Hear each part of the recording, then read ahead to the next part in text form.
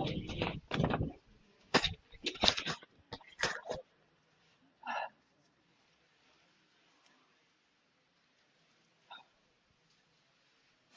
राम बड़ी। हरि ओम।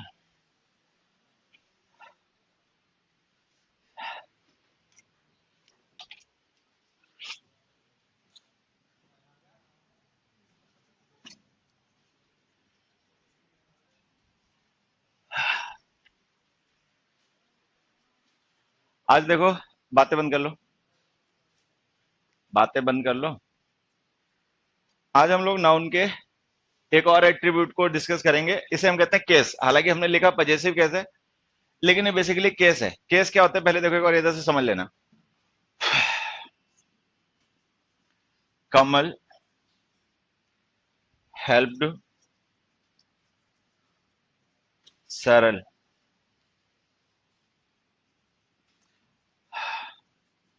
My brother Kamal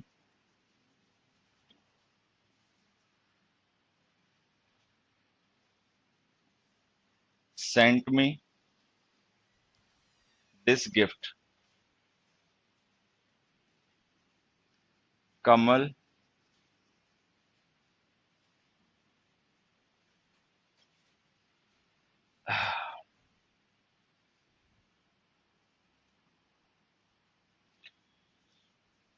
solve this riddle.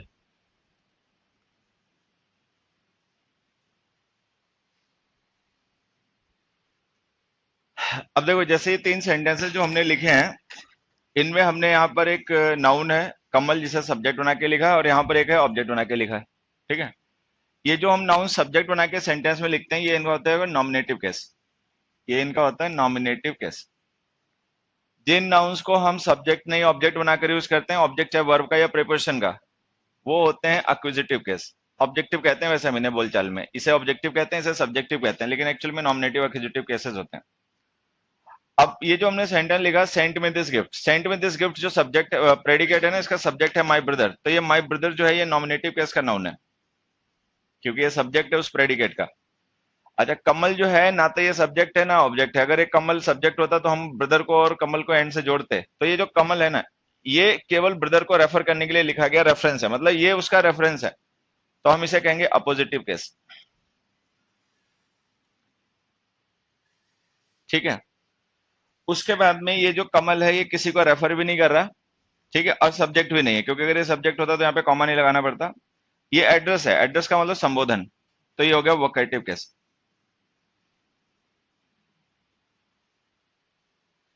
तो case का मतलब होता है the use of noun in a sentence. Case का मतलब होता है कि किसी नाउन को हम किस पर्पस के लिए सेंटेंस में यूज कर रहे हैं, वो उसका केस डिसाइड करता है। फिर उसके हिसाब से उसके ट्रीटमेंट्स होते हैं। हालांकि इंग्लिश में जो नाउन्स होते हैं उनका एक ही केस होता है, जो कि फॉर्म चेंज करके लिखा जाता है, वो होता है पजेसिव, जो हम लोग पढ़ेंगे।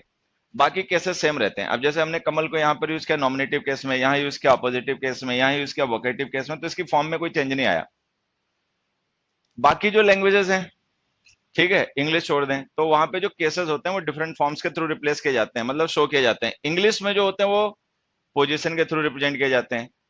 तो इंग्लिश में कोई नाउन जो है वो किस केस का है, ये उसकी पोजीशन डिसाइड करती है सेंटेंस में। बाकी लैंग्वेजेस में फॉर्म्स होती हैं। संस्कृत में तुम लोगों ने पढ़े अपादान, संप्रदान, कर्ता, कर्म। ठीक है। वो सारे का मतलब वो जो हमने पढ़े ना, वो वही होते हैं, मतलब जो इन इंग्लिश में जिन्हें केस कहते हैं उन्हें हिंदी में वही कहते हैं, कारक। ठीक है। अब देखो, ये नॉमिनेटिव सब्जेक्ट, वो एक्यूजिटिव ऑब्जेक्ट। ठीक है। अगर हम किसी नाउन का यूज करें किसी दूसरे नाउन या प्रोनाउन को रेफर करने के लिए, एज रेफरेंस, जैसे कमल रेफरेंस है ब्रदर का, तो ये पॉजिटिव केस। किसी नाम को जब हम शाउट करते हैं या बुकारते हैं या एड्रेस करते हैं, तो वो वोकेटिव केस। अब आ जाते हैं पजेसिव केस। ये पजेसिव केस क्या, देखो हमने यहाँ पे एक सेंटेंस लिखा, कमल्स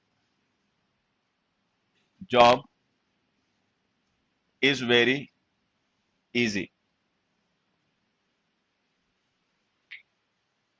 अभी जो हमने इज वेरी इजी जो प्रेडिकेट लिखा है, ये प्रेडिकेट किसके लिए, कमल के लिए, जॉब के लिए, जॉब के लिए। तो इज वेरी इजी जो हम प्रेडिकेट यूज कर रहे हैं ना, वो जॉब का प्रेडिकेट है। तो इसका मतलब सब्जेक्ट जो है वो जॉब है।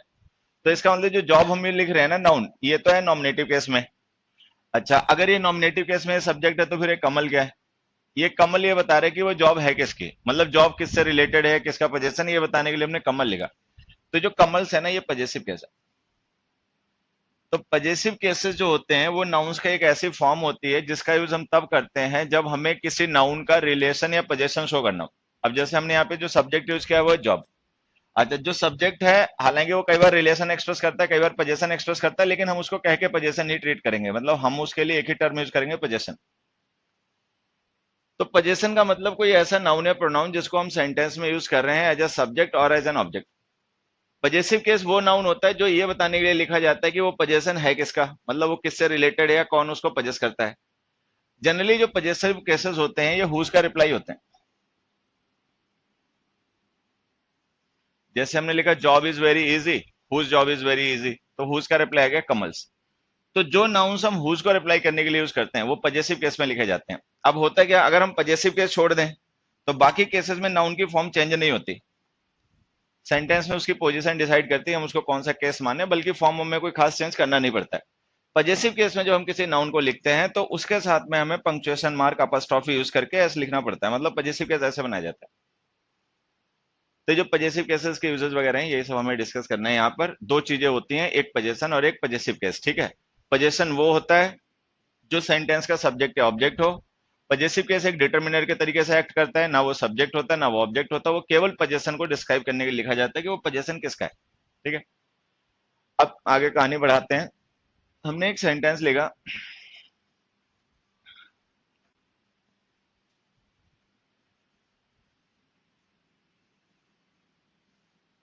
The cars door is open. अब जैसे हमने लिख दिया the cars door is open, अब हमने यहाँ पे कहा डोर इज ओपन, तो हमारा सब्जेक्ट जो है वो डोर है, डोर है नॉमिनेटिव केस में। हुज डोर इज ओपन ये बताने के लिए हमने लिख दिया द कार्स, तो हुज का रिप्लाई सही लिख दिया। लेकिन अब यहाँ पे ध्यान रखने वाली बात ये होती है कि जो नॉन लिविंग नाउन्स होते हैं दे डोंट पजेस एनीथिंग। अब जैसे ये जो हमने कमल्स लिखा है तो पर्सन है, पर्सन कैन पजेस थिंग्स, लेकिन ये तो कार खुद ही एक थिंग है, ये कैसे किसी चीज को पजेस करेगी। तो ये जो हम पजेसिव केस यूज करते हैं अपॉस्ट्रोफी के लिए, अपॉस्ट्रोफी के साथ, इसका यूज थिंग्स के साथ में मत किया करो, उनके साथ में ऑफ प्रिपोजिशन का यूज किया करो, the door of the car is open.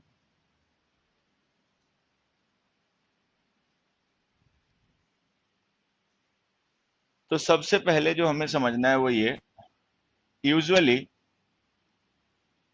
apostrophe is not used with non-living nouns।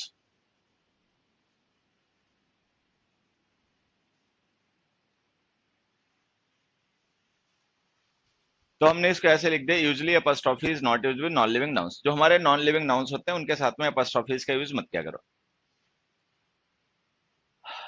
अब देखो इस टर्म में ना हमने एक चीज लिखी है यहाँ पे, यूजुअली। अगर हम ये यूजुअली वर्ड ना लिखें तब तो ये स्टेटमेंट हमारे लिए फैक्ट हो जाएगा, फिर हम इसको एज अ फैक्ट ट्रीट करेंगे। लेकिन जब हमने यहाँ पे यूजुअली लिख दिया तो इससे क्लियर हो गया कि कोई रेगुलर, मतलब ये एक यूज है केवल, लेकिन ये कोई फैक्ट नहीं है। मतलब यूजुअली ऐसा होता होगा लेकिन बहुत बार ऐसा नहीं भी होता होगा। अब कुछ सिचुएशन तो डेफिनेट होती हैं जब ऐसा नहीं होता, उनको देखो अपना चाहो तो यहीं से समझ लो। एक तो पर्सनिफिकेशन,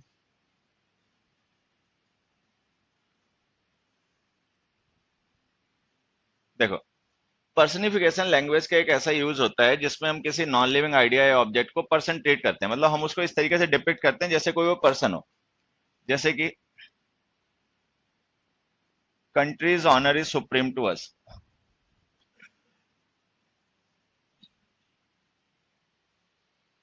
अभी जो कंट्रीज हमने लिखा है ना, ये country is the piece of land. Country जो होती है वो पीस ऑफ लैंड होती है, ठीक है, जिसकी अपनी फिजिकल बाउंड्रीज वगैरह होती हैं, ऐसे कुछ। लेकिन अगर हम ऑनर एट्रीब्यूट कंट्री में शो कर रहे हैं तो ये एट्रीब्यूट जो होता है वो इंसानों का होता है, ऑनर है, डिसऑनर है, ग्रीड है, ठीक है, अफ्रेड है, फियर है, ये सारे एट्रीब्यूट्स जो होते हैं, नॉलेज है, ये सारे एट्रीब्यूट इंसानों के होते हैं। तो अगर हम ये ऑनर एट्रीब्यूट कंट्री में शो कर रहे हैं तो इसका मतलब हम कंट्री को भी एज अ पर्सन ही ट्रीट कर रहे हैं, ठीक है। तो अगर हम कंट्री जो कि एक पीस ऑफ लैंड होता है उसको पर्सन के तरीके से ट्रीट कर रहे हैं तो इसको हमने पर्सनिफाई कर दिया। अब जब पर्सनिफाई कर दिया, पर्सन मान ही लिया, तो अपॉस्ट्रोफी भी सही हो गई। दूसरा देखो, nobody can escape from death's hand. Death किसका नाम होता है? हाँ, state, state of being dead, state of being dead को हम डेथ कहते हैं। अब डेथ जो होती है वो स्टेट होती है, स्टेट एब्स्ट्रैक्ट नाउन होती है, एब्स्ट्रैक्ट नाउन में कोई फिजिकल एट्रीब्यूट्स होते नहीं है, अगर फिजिकल एट्रीब्यूट नहीं होता तो ये लिम्ब कहां से आ गया? हैंड। लेकिन हमने यहाँ पे डेथ को भी एक पर्सन मान लिया, जैसे कोई पर्सन होता है, ठीक है, उस तरीके से डेथ के भी मान लिया हमने हाथ पैर, मतलब हमने उसको इस तरीके से डिपिक्ट किया जैसे इंसान हो। तो जब हम नॉन लिविंग थिंग्स में या नॉन लिविंग आइडियाज में वो एट्रीब्यूट शो करने लग जाते हैं जो इंसानों में होते हैं, या उनको इस तरीके से डिपिक्ट करते हैं जैसे कि वो लिविंग हो, तो फिर उनके साथ में अपॉस्ट्रोफीज नॉर्मल होती है, मतलब ये सब सही है। दूसरी सिचुएशन, हम अपॉस्ट्रोफीज तब भी नॉन लिविंग नाउन्स के साथ में लिख देते हैं जब हम उनका यूज करते हैं मेजरमेंट यूनिट्स के लिए।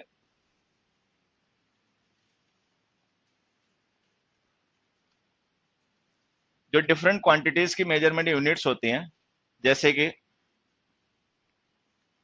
अ टन्स वेट, अब ton is the unit of mass. अभी मास की यूनिट होती है तो हमने इसके साथ में अपॉस्ट्रोफीज लगा दिए, ठीक है। या जैसे हमने लिखा a day's off, day is the unit of time, ये अपॉस्ट्रोफी लगा दिया। तो ऐसे नाउन्स जो कि हम मेजरमेंट यूनिट्स को रेफर करने के लिए यूज करते हैं उनके साथ में यूज किया गया। एक तीसरी सिचुएशन,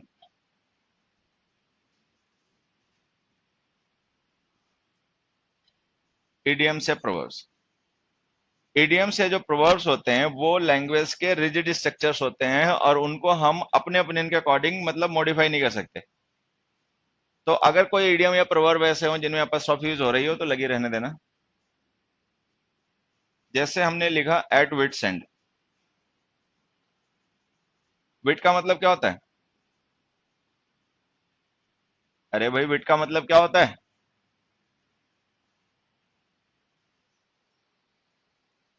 क्या होता है विट का मतलब? पढ़ भी लिया करो, हिले हुए हो क्या? एक एडजेक्टिव होता है काफी कॉमन बोलचाल में, विटी। क्या मतलब होता है विटी का? इसका तो पता ही होगा, विटी का मतलब क्या होता है?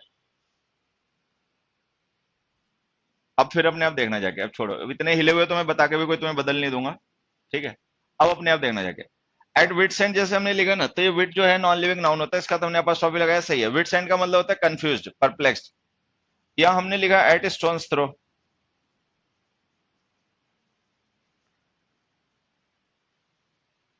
अब जैसे हमने ये जो लिखा ना, at wit's end at stone's throw, ये सब इडियम्स होते हैं और ये नॉन लिविंग नाउन है, विट भी और स्टोन भी, तो इनके साथ जो अपॉस्ट्रोफीज यूज करते हैं, ठीक है, ये यूज होने देना। तो इडियम्स और प्रोवर्ब्स जो होते हैं वो सेट स्ट्रक्चर्स होते हैं, रिजिड स्ट्रक्चर होते हैं लैंग्वेज का, उनको हम मैनिपुलेट नहीं कर सकते, तो उनके साथ लगा रहने देना। पर्सनिफिकेशन में हम पर्सन ही मान लेते हैं तो उसके साथ लगा रहने देना।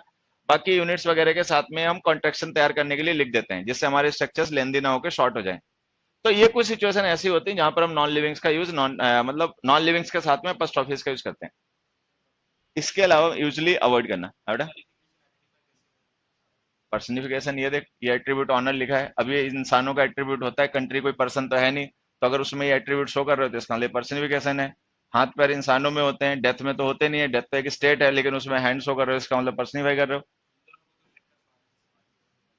बाकियों को भी ऐसे ही कर लोगे। अरे, अगला क्वेश्चन देखो, एक छोटी सी चीज और ध्यान रखना है यहाँ पे, बता ही देते हैं। जैसे जो हम पजेसिव केस यूज करते हैं ना, मान लो हमने लिखा राम्स कार और हमने लिखा राम्स फादर। तो ये जो हमने राम्स कार्स लिखा ना, इसमें तो चलो हम ये कह देंगे कि जो राम्स हमने यूज किया है पजेसिव केस, ये शो करने के लिए लिखा गया कि कार जो है वो पजेशन किसका है, कि उसका मालिक कौन है, कौन उसको पजेस करता ही है। लेकिन यहाँ पे हम ये नहीं कह सकते कि जो फादर है राम, उनका मतलब फादर राम के पजेशन है, ये है रिलेशन। तो पजेसिव केसेस का यूज हम केवल पजेशन के लिए ना करके रिलेशंस के लिए भी करते हैं। अब होता है क्या, जो नॉन लिविंग थिंग्स होती है ना, वो ये दोनों एट्रीब्यूट शो नहीं कर पाती। नॉन लिविंग थिंग्स में ना तो पजेशन होता है, ना तो वो किसी चीज को पजेस करती हैं, और ना ही उनका कोई रिलेशन होता है, ठीक है, इंसानों के जैसे होते हैं। वो पार्ट एंड टोटल का रिलेशन शो करते हैं, जैसे कि मान लो हमने ये लिखा ए और एक्स वाई जी, ए इसके पार्ट हो गए। अब अगर ये इसके पार्ट हो गए तो देखो इसमें होगा क्या, अगर हम x को a से रिलेट करें तो हमें इसको लिखना पड़ेगा x ऑफ a। ठीक है, अच्छा a ऑफ x लिखेंगे तो खैर गलत हो जाएगा, वो अपना ध्यान रखना। तो जो नॉन लिविंग थिंग्स होती हैं वो ये रिलेशन शो करती हैं पार्ट एंड टोटल का। अच्छा, उसके लिए ऑफ प्रिपोजिशन हमें इंग्लिश में यूज करनी होती है। तो जहां पर हमें किसी पार्ट को उसके टोटल से रिलेट करना हो तब तो ऑफ लिखा करो, लेकिन अगर कोई रिलेशन एक्सप्रेस करना है या कोई पोजीशन शो करना है तो हम ये यूज करते हैं अपोस्ट्रोफिस। अपोस्ट्रोफिस का यूज इसीलिए हम नॉन लिविंग नाउन के साथ में लगभग नहीं यूज कर पाते, क्योंकि वो पोजीशन और रिलेशन में से कोई भी एट्रीब्यूट एक्सप्रेस नहीं कर पाती।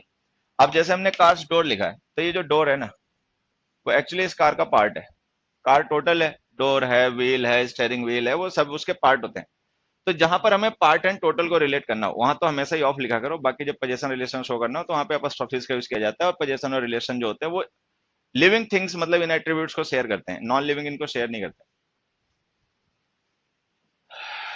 तो सबसे पहला यूज हमारा पजेसिव केस में ये कि नॉन लिविंग नाउन्स के साथ में हमें पजेसिव केस अवॉइड करना है, ऑफ प्रिपोजिशन यूज करनी है।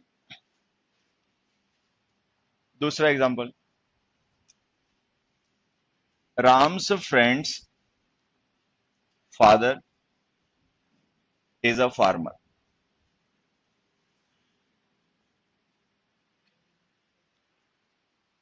अब जैसे हमने ये लिखा, Ram's friends father is a farmer, इस सेंटेंस में लिखे गए प्रेडिकेट का सब्जेक्ट कौन है?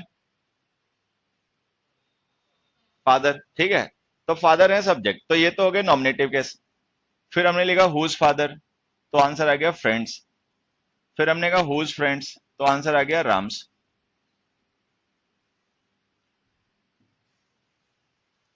अब हमें यहाँ पे दो बार हुज का रिप्लाई की जरूरत पड़ी तो हमने दो पजेसिव केस लिख दिए, लेकिन अगर तुमने ध्यान से सुना तो मैंने कहा था कि पजेसिव कैसे डिटर्मिनर्स होते हैं। डिटर्मिनर्स का काम होता है नाउन्स को डिटरमिन करना। एक डिटर्मिनर दूसरे डिटर्मिनर को डिस्क्राइब नहीं कर सकता, तो टेक्निकली ये सेंटेंस ऐसे ही गलत हो गया। दूसरी बात, जब भी हम पजेसिव केस लिखते हैं तो हमें उसके बाद पजेशन लिखना पड़ता है, और वो जो पजेशन होता है वो हमारे सेंटेंस का सब्जेक्ट या ऑब्जेक्ट होता है। अब जो फ्रेंड्स के बाद में फादर लिखा वो तो सब्जेक्ट है, ठीक हो गए, लेकिन जो राम्स के बाद में फ्रेंड लिखा है तो सब्जेक्ट नहीं है, ये तो खुद एक डिटर्मिनर है। तो भले ये बोलने में सही हो, मीनिंग सही कन्वे कर रहा हो, लेकिन ये टेक्निकली पॉसिबल सेंटेंस है नहीं। तो इसको ऐसे लिखो, the father of Ram's friend is a farmer.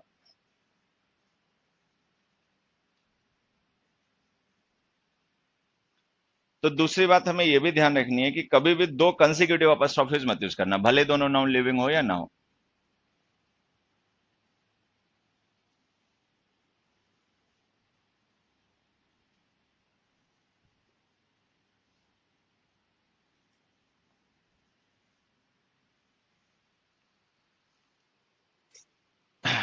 तो पजेसिव केसेस डिटर्मिनर्स होते हैं, उनके बाद में हमेशा नाउन लिखा करो। एक डिटर्मिनर दूसरे डिटर्मिनर को डिटर्मिन कर नहीं सकता, इसीलिए दो पजेसिव केस एक साथ गलत।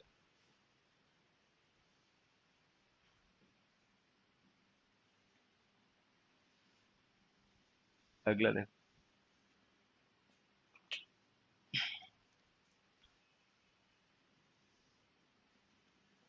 आई visited John's and Mary's home but it was locked.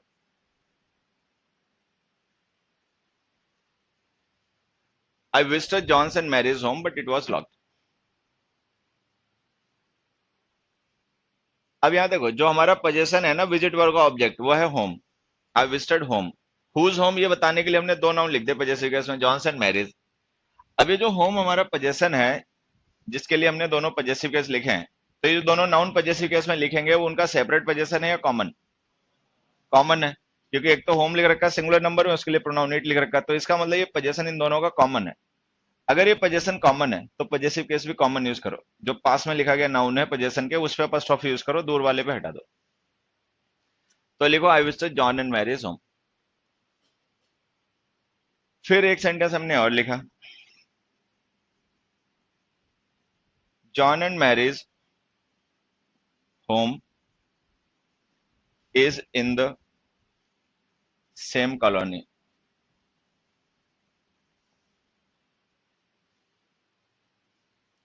John and Mary's home is in the same colony।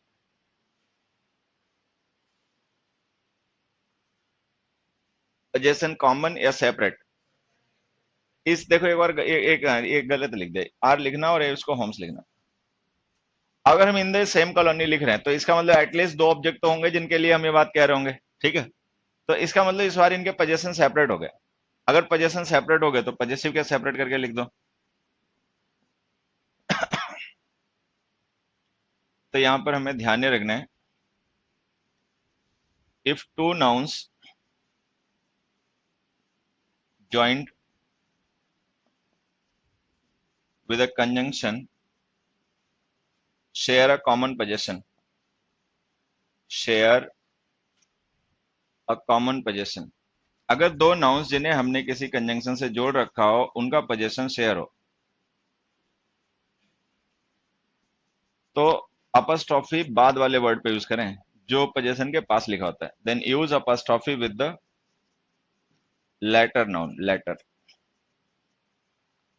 Letter का मतलब दो में से बाद वाला। तो जो हमने बाद में लिखा ना, जो पोजेशन के पास लिखा, उस पर अपस्ट्रॉफी यूज करो, अब बाकी से हटा दो।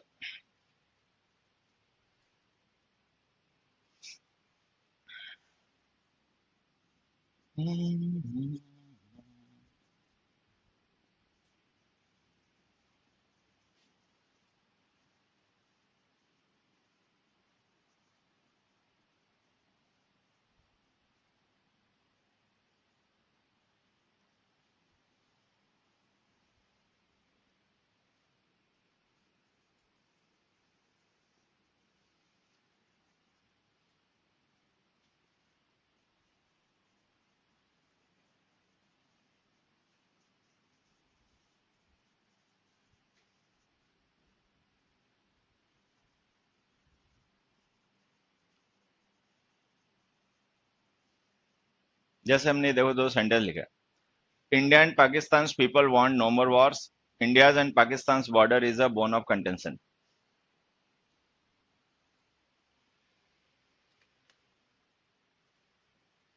हरि ओम प्रभु। इंडिया एंड पाकिस्तान के बॉर्डर कॉमन है या सेपरेट?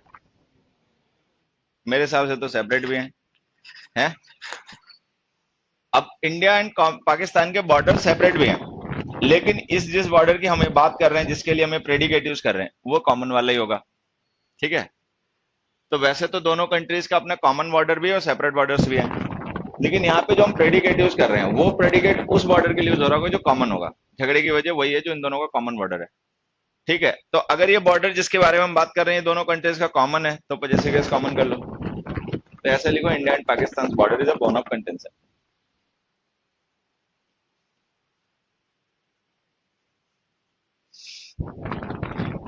लोग भी कॉमन है क्या इंडिया और पाकिस्तान के? हाँ, लोग तो कॉमन खैर नहीं है। इंडिया और पाकिस्तान के लोगों में कुछ कॉमन है क्या? है? क्या कॉमन है? हाँ? क्या है? कॉमन ये है कि दोनों की रेल बनी बड़ी है, ठीक है, ये कॉमन है बस, और कुछ कॉमन नहीं है, ठीक है। अब डिफरेंस भी है, इंडिया के लोगों की रेल केवल नेताओं ने यहाँ के बनाई है, वहां के बहुत लोग हैं बनाने वाले रेल। वहां नेता हैं, और अभिनेता तो खैर क्या, अभिनेता है ही नहीं वहां का। है? अपने यहाँ की एक हिट मूवी जितना कमा लेती पूरे साल में, वहां उनकी सारी मूवी मिलके नहीं कमा पाती पूरे साल में। यहाँ उड़ी ने जितना कमा लिया ना पूरे साल में, उतना उनकी सारी मूवी नहीं कमा पाती, पूरे साल भर चलती तब भी नहीं कमा पाती। तो अभिनेता अभिनेता तो कुछ नहीं है, एक्टिंग है। आतंकवादी हैं, सेना है, उन्होंने रेल बना रखी उनकी।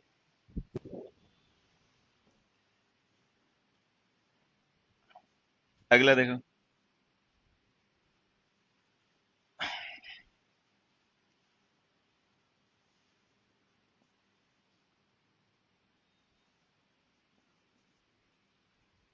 he did not obey the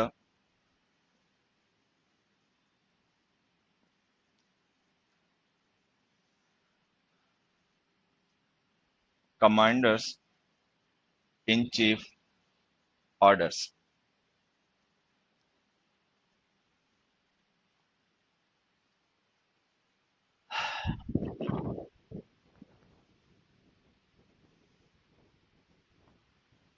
देखो, जैसे हम कल या पिछली क्लासेस में पढ़ रहे थे कि सन इन लॉ एक कंपाउंड नाउन हो गया, और अगर हम इसका प्लूरल बनाएंगे तो जो मेन नाउन है उसको प्लूरल लिखना पड़ेगा। सन है वो, तो हमने उसको लिख दिया सन्स इन लॉ, और ये इसका प्लूरल फॉर्म बन गया। अब मान लो इस compound noun son in law की हमें प्लूरल फॉर्म ने इसका पजेसिव केस बनाना हो, तो हम इसको ऐसे लिखेंगे, सन इन लॉज। तो अब हमें ध्यान में रखना है कि जो कंपाउंड नाउन्स होते हैं उनमें सिंगल प्लूरल फॉर्म चेंज करने के लिए हम क्या करते हैं, वो सब हमने पिछली क्लास में सीख लिया, ठीक है। लेकिन अब हमें ये सीखना है कि अगर हम कभी किसी कंपाउंड नाउन का पजेसिव केस बनाएं तो अपस्ट्रॉफी हमेशा लास्ट वर्ड पे यूज करना, चाहे वो मेन हो चाहे ना हो। तो कंपाउंड नाउन्स का पजेसिव केस के लिए अपस्ट्रॉफी हमेशा लास्ट वर्ड पे। अब मान लो ये जो सन्स इन लॉ हमारा प्लूरल नंबर का नाउन है, हम इसको भी पजेसिव केस में लिखना चाहें, ये तो सिंगुलर नाउन का पजेसिव केस है, तो हम इसे ऐसे लिखेंगे, सन्स इन लॉज, और इसका मतलब हो जाएगा possessive case of plural form.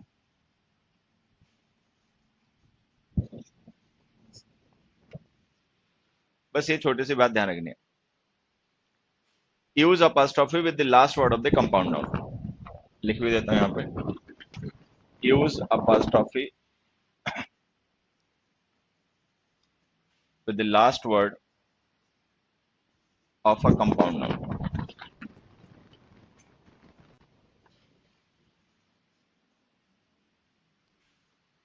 तो कोई भी कंपाउंड नाउन है, अपॉस्ट्रोफी उसके लास्ट वर्ड पे, चाहे वो मेन हो चाहे ना हो। अब देखो, जैसे हमने यहाँ पे लिखा ये डिडंट ओबे, तो ओबे हमारी मेन वर्ब हो गई, और यहाँ पे जो हमने ऑब्जेक्ट इसका यूज किया वो है ऑर्डर्स, ठीक है। तो ऑर्डर्स है पजेशन, जो भी पजेसिव केस यूज होगा वो इसके पास यूज होगा, पास में वो वर्ड होता है जो लास्ट में हो। अब लास्ट में चीफ है, तो हमें अपॉस्ट्रोफी इस पे यहां लिखनी चाहिए। तो कंपाउंड नाउन्स में अपॉस्ट्रोफीज हमेशा लास्ट वर्ड पे यूज किया करो, चाहे वो लास्ट वर्ड मेन हो चाहे ना हो।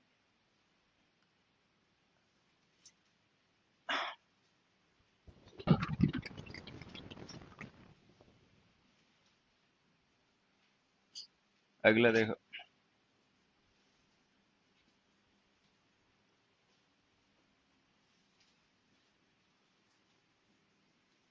All boys' books are lying open, all boys' books are lying open.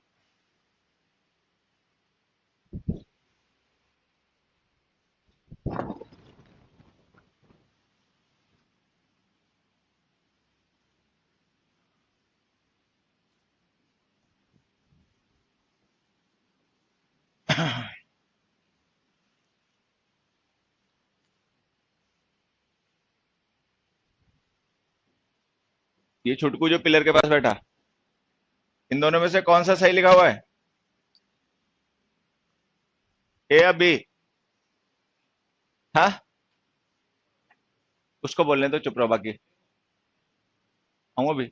है, बता बेटा, इन दोनों में से कौन सा सही लिखा हुआ वर्ड है, ए या बी? पीछे बैठा उससे पूछ रहा हूँ। हाँ, ए या बी? अरे, सब ससुरे पागल इसी में आ गए। वो पीछे बैठा उससे पूछ रहा हूँ भाई, तुम लोग क्यों एक्साइटेड हो रहे हो? तू बोलता क्यों नहीं हिले हुए, तेरे चक्कर में पूरी क्लास कंफ्यूज। हाँ, ए, तेरे को कैसे पता ये कौन सा है? अबे हिले हुए तुझे पता कैसे ये कौन सा है? पता है तुझे? बता कौन सा है? एक से एक बड़े भरे पड़े, देखो बता रहा है ए। अबे तेरे को क्या पता इनमें से ये कौन सा है?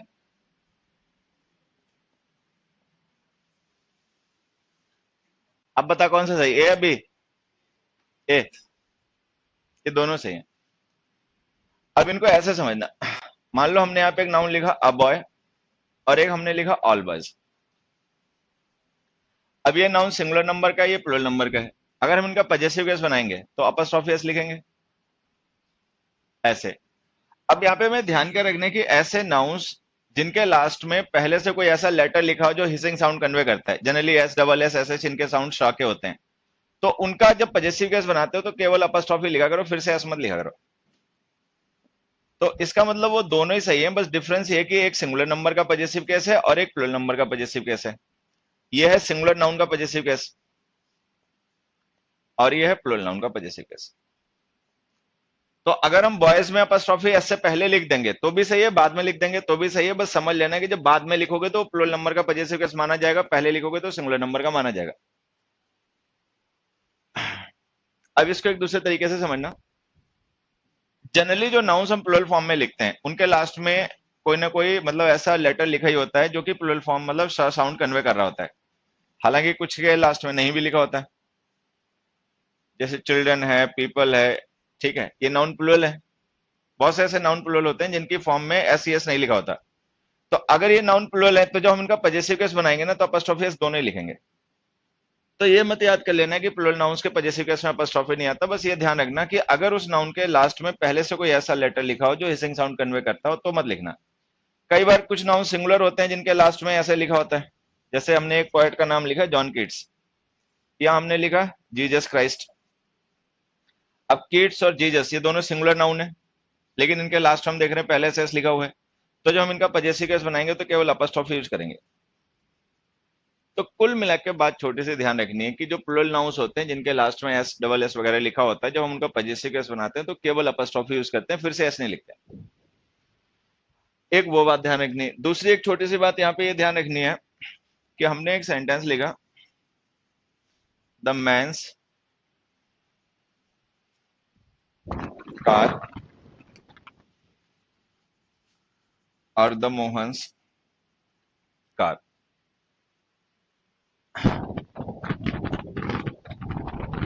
ये द किसके लिए यूज हो रहा है, मैन और मोहन के लिए या कार के लिए?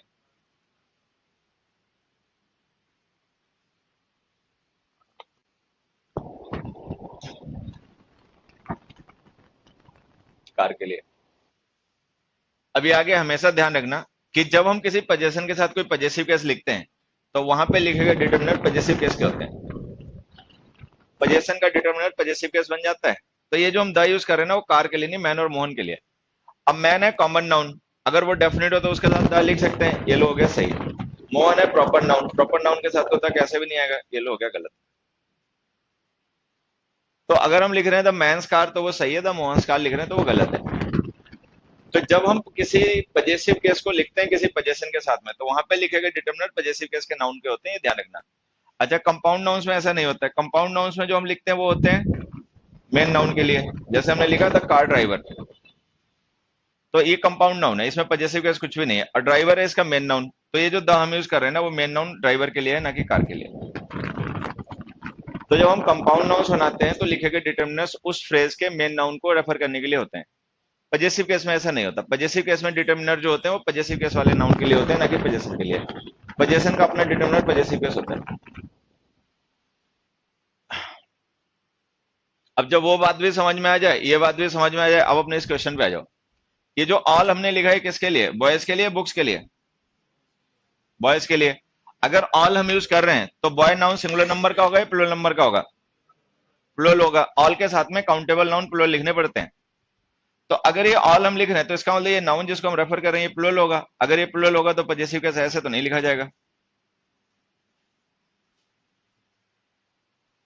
तो हमें इसको ऐसे लिखना चाहिए, all boys' books are lying open. दूसरा देखो,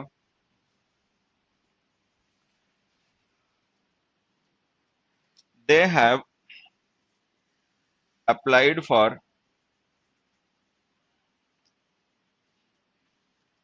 3 days leave. They have applied for 3 days leave. ये जो हमने थ्री यूज किया किसके लिए, डे के लिए, लीव के लिए? अब देखो जिन बच्चों को पता नहीं है मैं बता देता हूँ, लीव नाउन अनकाउंटेबल होता है, नेम ऑफ एक्शन होता है अनकाउंटेबल नाउन। तो ये जो हमने लीव यूज किया ना ये तो अनकाउंटेबल है, तो ये थ्री इसके लिए तो यूज होने से रहा। अच्छा, दूसरा हमने बता ही दिया कि जब हम पजेसिव केस में कोई नाउन लिखते हैं तो डिटर्मिनेंट पजेसिव केस के होते हैं, तो इसका मतलब ये जो हम थ्री यूज कर रहे हैं वो डे के लिए है। अगर डे के लिए तो इसका मतलब डे नाउन प्लूरल है, और अगर ये नाउन प्लूरल है तो इसका पजेसिव केस ऐसे लिखना पड़ेगा। तो हमें इसको लिखना पड़ेगा 3 days लीव। अगला देखो,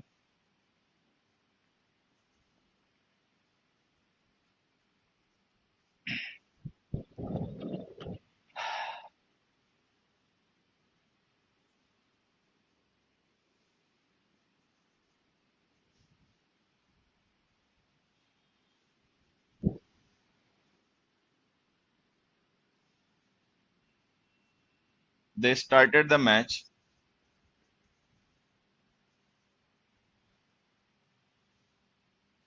after 30 minutes delay.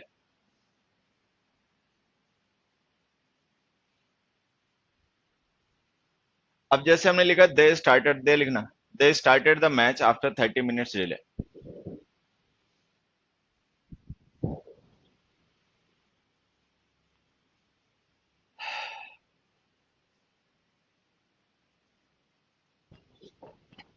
30 किसके लिए, डिले के लिए, मिनट के लिए?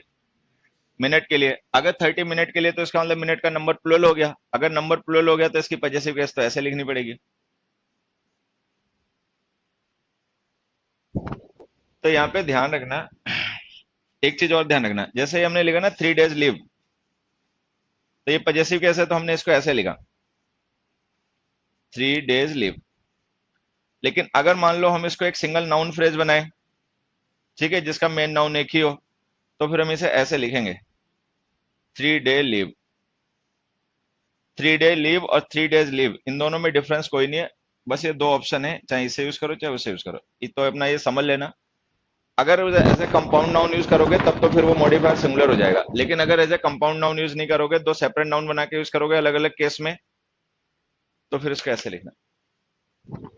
एक एग्जांपल और देखो, she is the chairperson of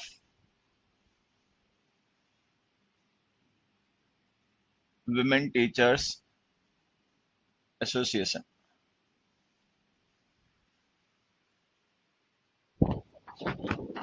She is the chairperson of women teachers association.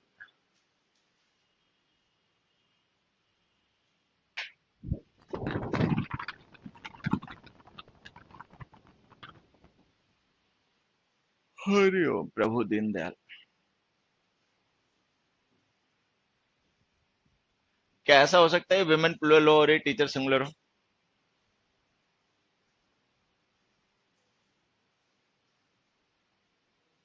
हाँ, ऐसा हो सकता है ये प्लूरल हो और ये सिंगुलर हो?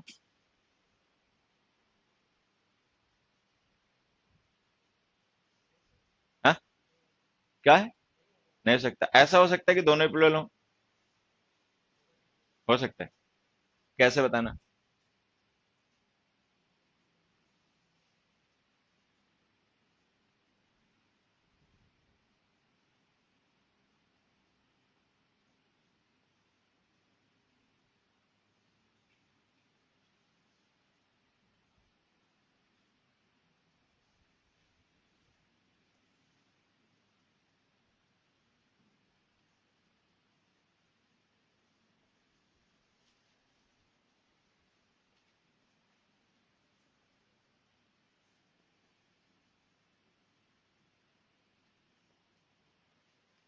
इनमें से कौन कौन से सही लिखे हुए हैं? एक और लिख देता हूं.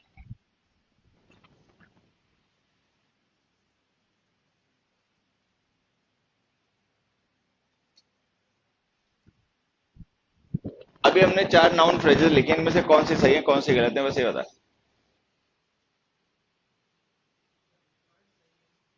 बढ़िया. और थर्ड के अलावा और कौन सा सही है?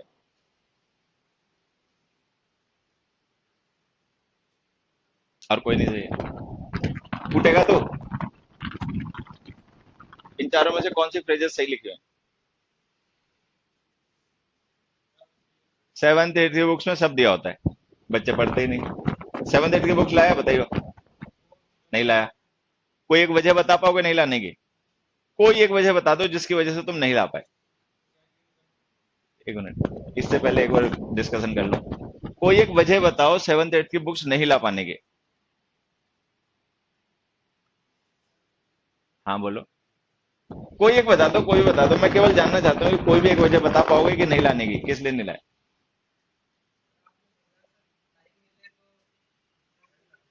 टाइम मिले तो पढ़ना. तो अच्छा, मतलब टाइम नहीं है, वजह ये है. मतलब टाइम ये है, मतलब वजह ये है कि तुम्हारे पास टाइम नहीं है, ये माने? अरे भाई यही वजह मान ले क्या?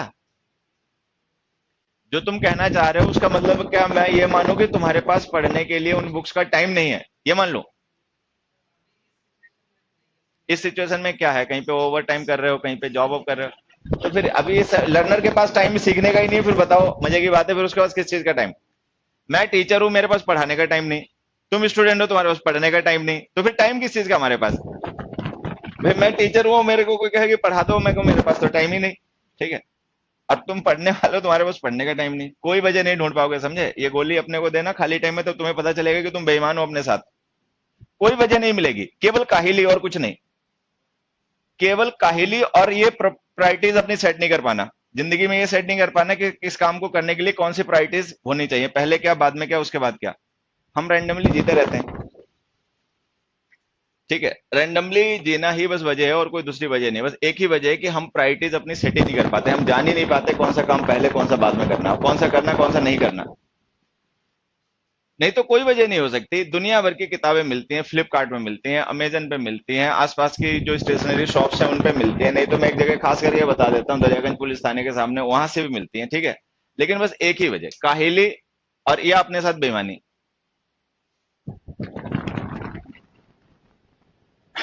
खैर चलो, ये तो मैं बता ही दूंगा जितना सिलेबस में, बाकी अपना जानना, तुम्हें सीखने का शौक हो तो पढ़ना, नहीं सीखने का शौक हो छोड़ो। सम विमेन टीचर जैसे हमने लिखा ना, इसमें एक तो ये सही है, ये है सिंगुलर नाउन। ठीक है। अच्छा, फिर हमने पढ़ा कि अगर हम मैन वुमेन नाउन को कभी यूज करें किसी सेंटेंस में, तो ये जो टीचर्स है ना, ये तो प्लूरल हमें लिखना ही पड़ेगा, टीचर तो पॉसिबल है नहीं। अब अगर मैन और वुमेन वर्ड उस सेंटेंस में सब्जेक्ट हो, ठीक है, तब तो दोनों प्लूरल कर दो, दोनों का मतलब ये भी और ये भी। अगर ऐसा ना हो, मैन वुमेन वर्ड उस सेंटेंस में सब्जेक्ट नहीं ऑब्जेक्ट हो, तो फिर केवल उसको प्लूरल करो जो मेन वर्ड है, वुमेन और मैन को छोड़ दो, तो ये भी सही है। अभी जो हमने सम वुमेन टीचर लिखा है ना, ये है सिंगुलर नाउन। ठीक है, और ये दोनों इसके प्लूरल नाउन है। इन दोनों के मीनिंग अलग अलग है। जब हम वुमेन टीचर्स लिखेंगे तो इसका मतलब टीच करने वाले लोग महिला नहीं है, मतलब वो और लोग हैं, वो महिलाओं को पढ़ाते हैं, तो महिला यहाँ पर ऑब्जेक्ट है। वुमेन टीचर्स लिख देंगे तो इसका मतलब ये वुमेन जो है सब्जेक्ट है, ये महिलाएं हैं जो पढ़ाती हैं, उनकी बात कर रहे हैं। यहाँ पे हम किसी ऐसे की बात कर रहे हैं जो महिला नहीं है लेकिन पढ़ाता महिलाओं को। तो ये सही, ये सही, ये सही, ये गलत है। तो कुल मिला के बात है कि टीचर्स तो हमें प्लूरल लिखना ही पड़ेगा हर हालत में। वुमेन सिंगुलर होगा या प्लूरल होगा वो देखने वाली बात है। ठीक है। अब यहाँ पे हम क्या कर रहे हैं, वुमेन तो हमने प्लूरल लिख दिया, टीचर जो कि मस्ट है प्लूरल लिखना, उसको नहीं लिखा, तो गलत हो गया। अगर ये वर्ड प्लूरल है तो बाय डिफॉल्ट प्लूरल हो जाएगा।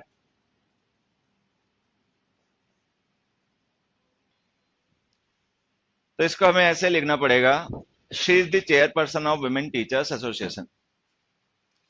तो अगर हम कभी किसी प्लूरल नाउन का पजेसिव केस बनाएंगे तो अपस्ट्रॉफी उसकी प्लूरल फॉर्म के बाद में लिखना,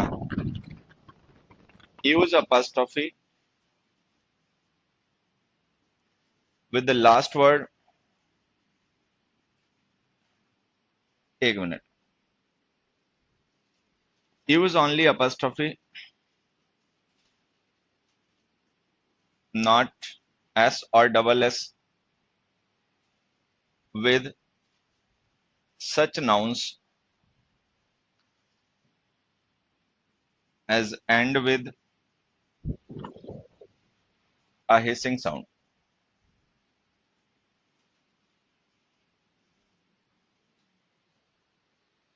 तो ऐसे नाउन्स जिनके लास्ट में कोई हिसिंग साउंड कन्वे करने वाला लेटर लिखा हो, S double S S H यही होते हैं, इनका ध्यान रखना। ठीक है, तो उस नाउन का पजेसिव केस बनाते टाइम केवल अपस्ट्रॉफ यूज किया करो, फिर से एस मत लिया करो। जनरली जो हमारे प्लूरल नाउन्स इंग्लिश के होते हैं उनका जो प्लूरल फॉर्म होता है, उनके लास्ट में एस डबल एस लिखा ही होता है, तो जब उनका पजेसिव केस बनाते हैं तो केवल अपस्ट्रॉफी लगा देते हैं, फिर से एस नहीं लिखते।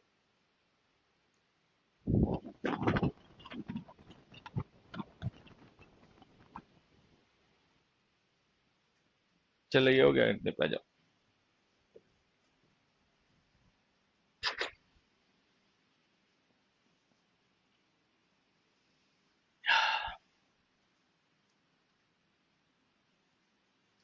दे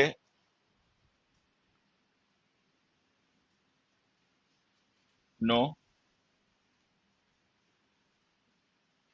my name and nobody's else।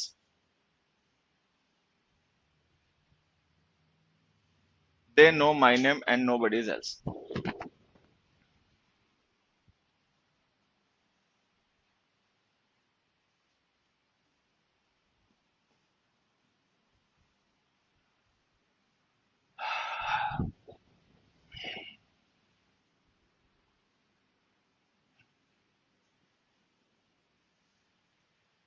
देखो,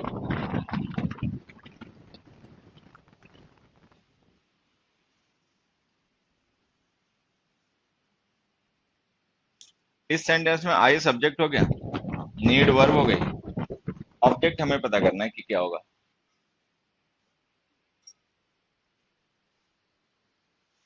क्या कर रहा है भाई लेवे है? कटोरी चम्मच सब लेकर यहीं आते हो है? आ रहा है, ये बता इसमें ऑब्जेक्ट क्या है? Nothing else.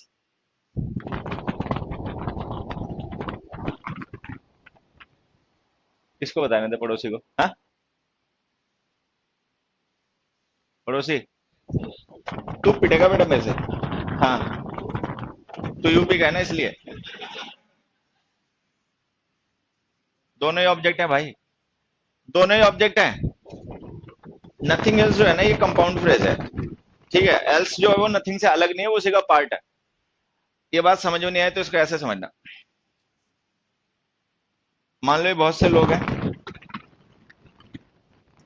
और इन सबको मैं जानता हूं, तो मैं इसके लिए कह दूंगा आई नो एवरीबडी। तो जब हम एवरीबडी लिखेंगे तो इसका मतलब हो जाएगा टोटल। एवरीबडी, नथिंग, नोबडी, इनका सबका मतलब टोटल होता है, तो इसका मतलब हो गया टोटल। अब मान लो इसमें से एक कोई ऐसा फ्रैक्शन हो जिसे मैं ना जानता हूं, मान लो ये टोटल है ए और इसका एक पार्ट है बी। वो बी ऐसे लोगों का ग्रुप है जिन्हें मैं नहीं जानता। तो अगर वो बी ऐसे हैं जिन्हें मैं नहीं जानता, तो अब एवरीबडी नहीं कहा जा सकेगा, तो अब कहा जाएगा एवरीबडी एल्स। तो जो एवरीबडी था वो टोटल को रेफर कर रहा था, और एवरीबडी एल्स जो है वो टोटल में से निकाल देने के बाद जो बचा पार्ट उसे रेफर कर रहा है। तो जब हम एवरीबडी एल्स लिखेंगे तो इसका मतलब हमने इसमें से किसी न किसी चीज को एक्सक्लूड कर दिया। फिलहाल में जैसे हमने यहाँ पे बी को एक्सक्लूड कर दिया, तो हमें ये मानना पड़ेगा कि एवरीबडी एल्स टोटल नहीं है, इसका कोई पार्ट है जो इससे अलग कर दिया गया। तो जब हम लिखेंगे एवरीबडी एल्स तो इसका मतलब हो जाएगा एक्सक्लूडिंग बी, बी को छोड़ के जो बच गए वो सारे। तो ये जो एवरीबडी एल्स है, समबडी एल्स है, नोबडी एल्स है, नथिंग एल्स है, ये सब कंपाउंड स्ट्रक्चर्स होते हैं। और अभी थोड़ी देर पहले हमने पढ़ा कि कंपाउंड वर्ड्स जो होते हैं अपॉस्ट्रोफी उनके लास्ट वर्ड पे यूज क्या करो। अब लास्ट वर्ड नोबडी तो है नहीं, एल्स है, तो इसको ऐसे लिखो, नोबडी एल्सेस। तो कंपाउंड नाउन्स में अपॉस्ट्रोफी लास्ट वर्ड पे यूज क्या करो? नोबडी एल्स कंपाउंड वर्ड ही होता है, तो अपॉस्ट्रोफी लास्ट वर्ड पे लगा दो। एक और एग्जांपल देखो,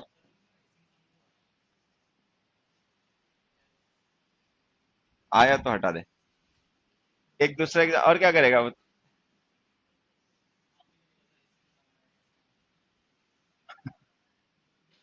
एक सेकेंड क्वेश्चन लिखो। सेकेंड क्वेश्चन हमने लिखा, this is not my phone, this is somebody's else, this is somebody's else। अब हमने कहा कि भाई ये मेरा फोन नहीं तो किसी और का लग रहा है।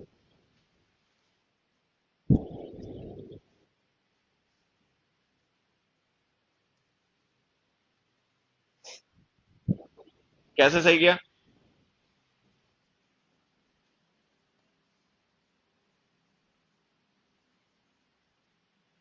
एक चीज यहाँ पे छोटी सी और समझना,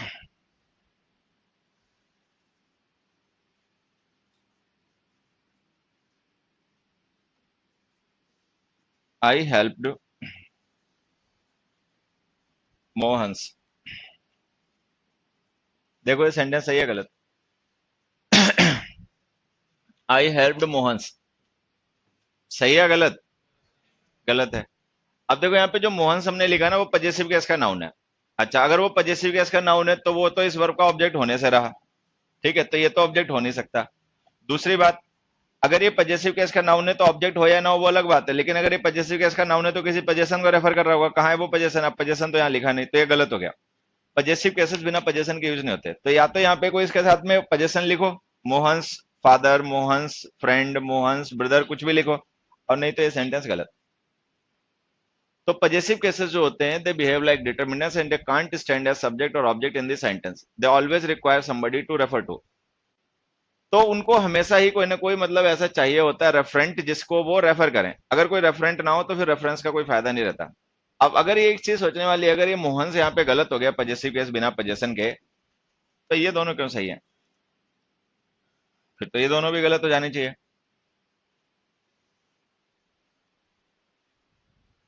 बता भाई यूपी, ये दोनों सही क्यों है? नो बडी एल्सिस और ये दोनों सही क्यों है? ये दोनों भी गलत हो जानी चाहिए अगर ये गलत है तो। पड़ोसी, ये दोनों सही क्यों है? वो पिलर के पास बैठा, वो पता नहीं खोया सा है, भोला तो नहीं खा लिया? हाँ, ये भोला गोला मिल गया खा लिया है। ये दोनों सही क्यों है? भोला क्या होता है? क्या होता है बताइए? हाँ, क्या होता है भोला? तू भी खाने वाला है क्या? फिर तू क्यों हंसा, तेरे को कैसे पता? आम वर्ड तो भोला है नहीं, सारे कोई तो नहीं जानता भोला क्या होता है। जो खी से निकालने इसका मतलब इन्हें पता है भोला क्या है।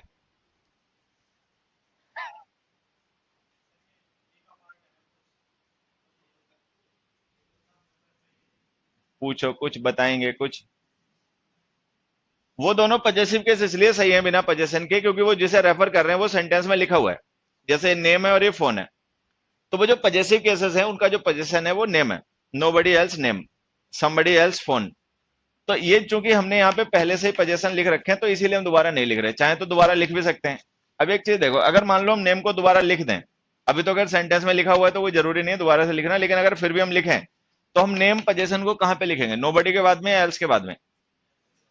एल्स के बाद में। अगर एल्स के बाद में लिखेंगे तो अपॉस्ट्रोफी किस पे यूज करनी पड़ेगी? नोबडी पे, एल्स पे। बस यही वजह होती है, मतलब पजेशन जो होता है पजेसिव केस उसके पास में लिखा जाता है। when else is used with nobody, somebody, anybody, etc.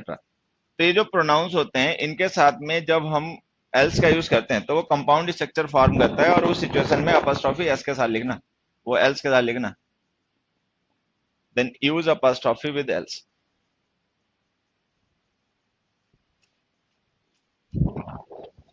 अगर हम समबडी, एनीबडी, एवरीबडी, नोबडी इनके साथ में एल्स का यूज करें तो वो कंपाउंड, मतलब वो कंपाउंड फ्रेज होती है, और अपॉस्ट्रोफी यूज करना पड़े तो लास्ट वर्ड पे।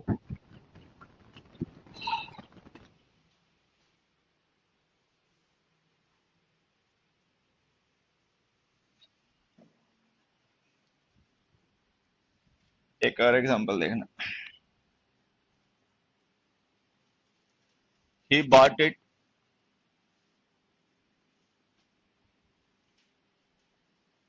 For his father sec.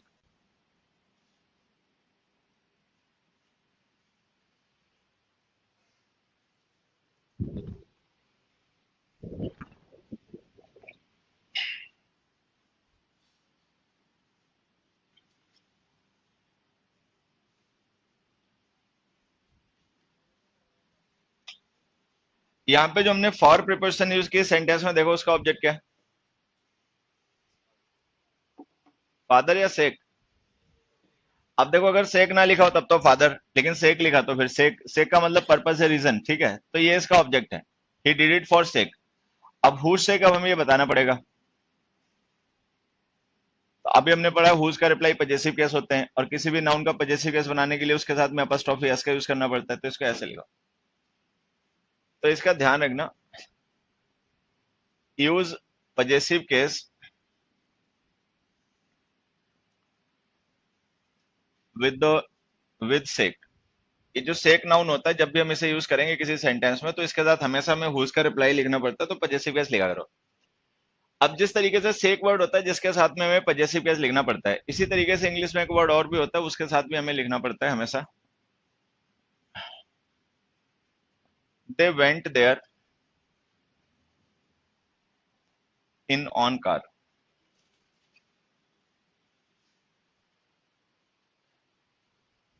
They went there in own car. अब देखो ये जो ऑन वर्ड होता है ना, एक तो वर्ब होता है, ठीक है, और एक एडजेक्टिव भी होता है। इस सेंटेंस में फिलहाल में ये एडजेक्टिव है क्योंकि हम इसको कार नाउन के साथ में लिख रहे हैं।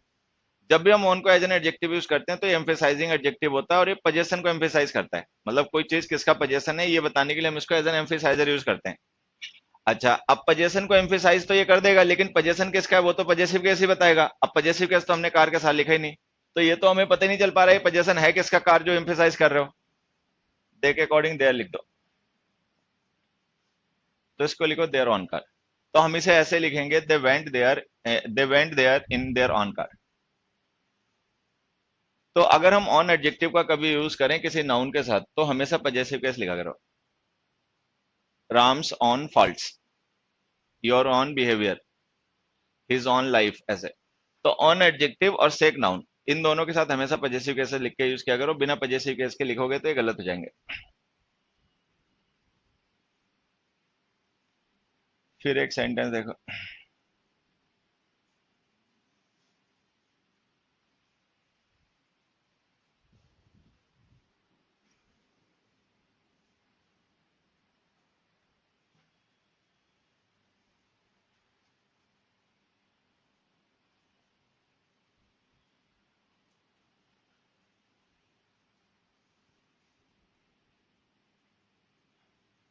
दे नेवर laughed at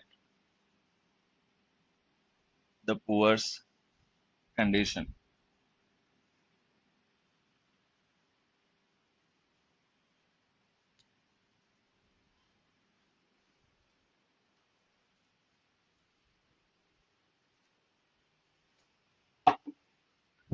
अब देखो इस सेंटेंस को तो छोड़ दो, समझना दूसरा सेंटेंस है, मतलब हमें सीखना इसी को है, और लेकिन इसको समझने के लिए क्या और एग्जांपल लिखते हैं।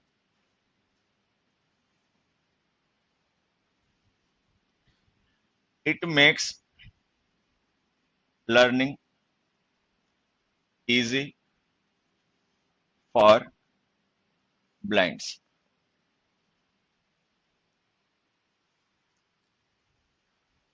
अंधे लोगों की स्क्रिप्ट कौन सी होती है? ब्रेल। तो हमने लिख दिया इट मेक्स, मेक्स लिखना, it makes learning easy for blinds. ये सही है गलत? हाँ, नहीं पता? कुछ पता भी है कि तुम भात खाने आए हो मुखर्जी नगर? है बोर्डम, आगे बैठा उसे हो। हाँ,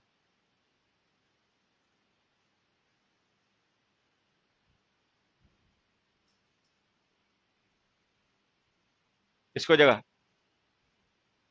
बता बे। It makes learning easy for blinds.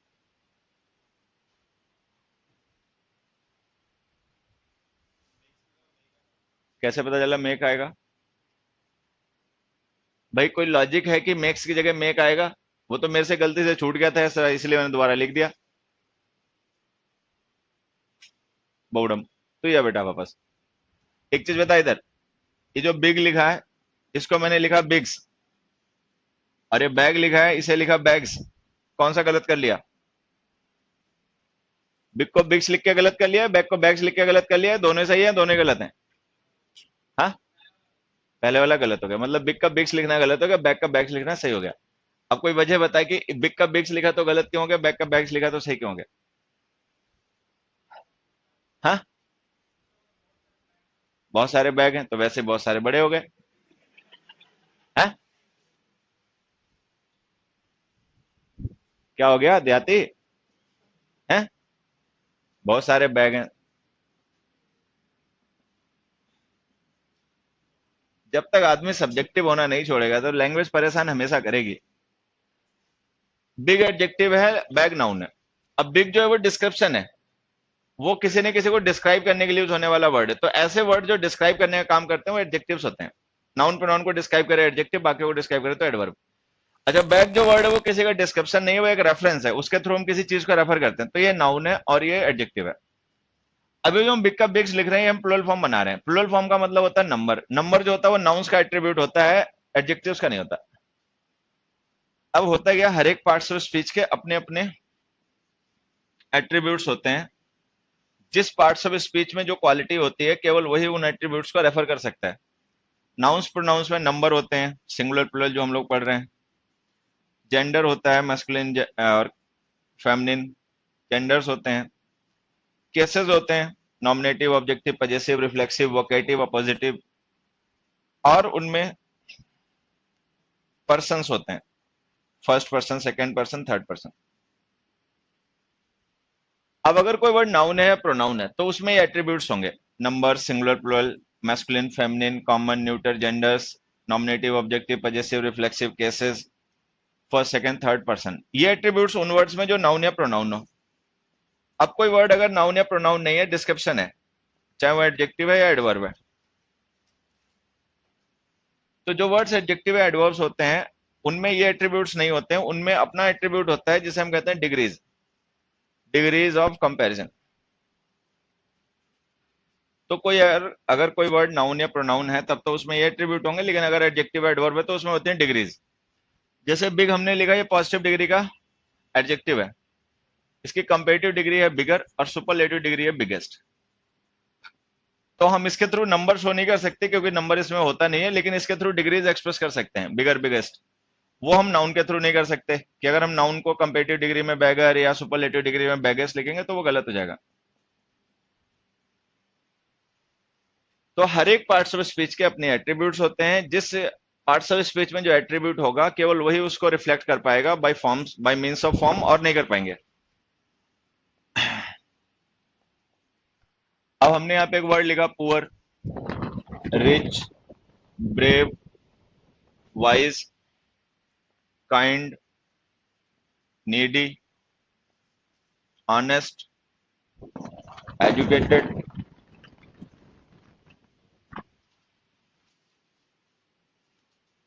Old, young,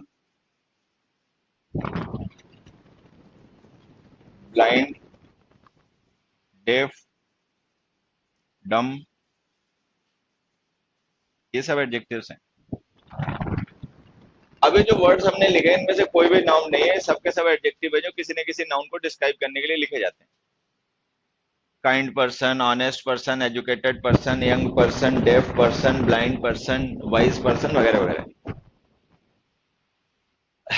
तो अगर ये वर्ड्स नाउन है तो हम इनमें से किसी को भी प्लुरल नहीं कर पाएंगे। ब्रेव्स लिखेंगे, वाइजेस लिखेंगे, नीडीज लिखेंगे तो सब गलत हो जाएगा। तो वो बिग का बिग्स इसलिए गलत हुआ क्योंकि वो एडजेक्टिव है, उसमें नंबर होता नहीं है। अब चलो ये तो एडजेक्टिव है, इसको हमने प्लुरल फॉर्म में लिखा तो गलत हो गया, तो फिर ये तो ब्लाइंड का ब्लाइंड्स भी गलत हो गया, एडजेक्टिव तो ये भी है। तो हम इसको लिखेंगे blind. It makes learning easy for blind. अब जो हमने यहां से हटाया इसकी वजह ये कि वर्ड ये जो ब्लाइंड है ये कोई नाउन नहीं है जिसको हम प्लुरल फॉर्म में लिख दें, ये एडजेक्टिव होता है, इसकी प्लुरल फॉर्म होती नहीं है, एडजेक्टिव्स में फॉर्म नहीं होती। तो अगर ये एडजेक्टिव नहीं है और हमने इसको प्लुरल फॉर्म के बजाय ब्लाइंड लिख दिया तब तो फिर ये और भी गलत हो गया, क्योंकि फॉर प्रीपोजिशन है, उसके बाद ऑब्जेक्ट आएगा, ऑब्जेक्ट नाउन प्रोनाउन होते हैं, अगर ये एडजेक्टिव है तो ये ऑब्जेक्ट भी नहीं बन पाएगा। तो अब इसके साथ में द आर्टिकल लिखो, द ब्लाइंड। तो ऐसे नाउन्स, ऐसे एडजेक्टिव्स जो ह्यूमन बींग्स की क्वालिटीज डिस्क्राइब करते हैं, अगर हम उनको द आर्टिकल के साथ लिखकर यूज करें तो वो कॉमन नाउन होते हैं और उस टाइप के सारे लोगों को रिप्रेजेंट करते हैं इन जनरल, और इनका नंबर होता है प्लुरल। तो अगर हम द पुअर लिख देंगे तो इसका मतलब हो जाएगा poor people in general. The blind का मतलब हो जाएगा blind people in general. The honest का मतलब हो जाएगा ऑनेस्ट पीपल। द ओल्ड का मतलब हो जाएगा ओल्ड पीपल। द नीडी का मतलब हो जाएगा नीडी पीपल। तो अगर हम एडजेक्टिव्स के साथ में द आर्टिकल लिखकर यूज करेंगे तब ये कॉमन नाउन माने जाएंगे प्लुरल नंबर के। फिर से समझ लो, प्लुरल तब भी नहीं लिख पाएंगे, ब्लाइंड्स तब भी नहीं लिख पाओगे क्योंकि वो फॉर्म इनकी होती नहीं है सिंगुलर प्लुरल।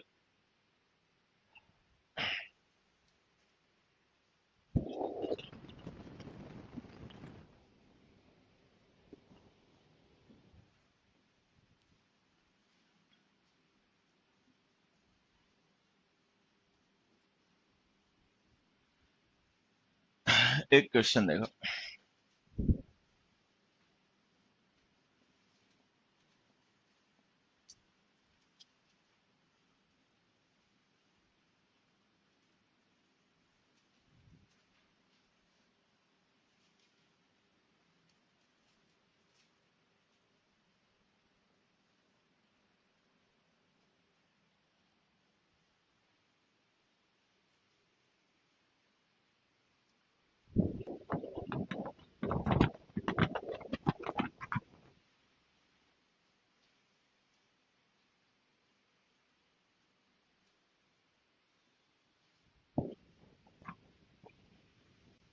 ये एकांत में बैठा उधर, नहीं वो पीछे बैठा, वो जान गया, ग्रीन टी शर्ट। ये सेंटेंस है क्या, the rich is not always happy? ऐसा तो नहीं कि नॉट हटाना पड़ेगा, देखो। और ये तिरछा क्यों बैठा है, इधर क्यों बैठा है, स्क्रीन तो सामने लगी तुम्हारे। अच्छा ऐसे, the rich is not always happy.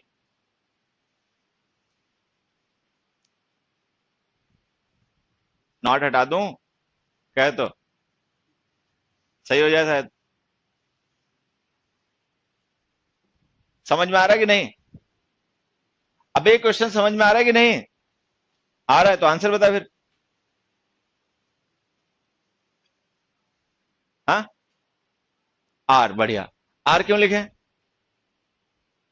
देखो चलो टाइम खराब नहीं करते, खैर आंसर तो इसने बता ही दिया, अब चाहे जानता है इसलिए बता दिया या क्या करा इसने। हाँ, कॉमन नाउन, ये जो हमने रिच लिखा ना, ये एडजेक्टिव है। अगर ये रिच एडजेक्टिव है और इसके बाद हम द आर्टिकल लिख देंगे, तो हमें पता है ये ह्यूमन बींग्स का एडजेक्टिव होता है द रिच, तो हमें इसका मानना पड़ेगा मतलब रिच पीपल इन जनरल। तो अगर ये हम इसका मतलब रिच पीपल इन जनरल मान लेंगे तो प्लूरल होगा, वर्ब आर आ गए। एक क्वेश्चन फिर और भी पूछ ही लेते हैं, इससे लगे हाथ। The poor man have no time to rest, इसका भी आंसर होता the poor man have no time to rest. हाँ, मैन। अगर तुम्हें कभी एक छूट दी जाए कि सब्जेक्ट के अकॉर्डिंग वर्ब चेंज कर दो या वर्ब के अकॉर्डिंग सब्जेक्ट चेंज कर दो, तो क्या करेगा?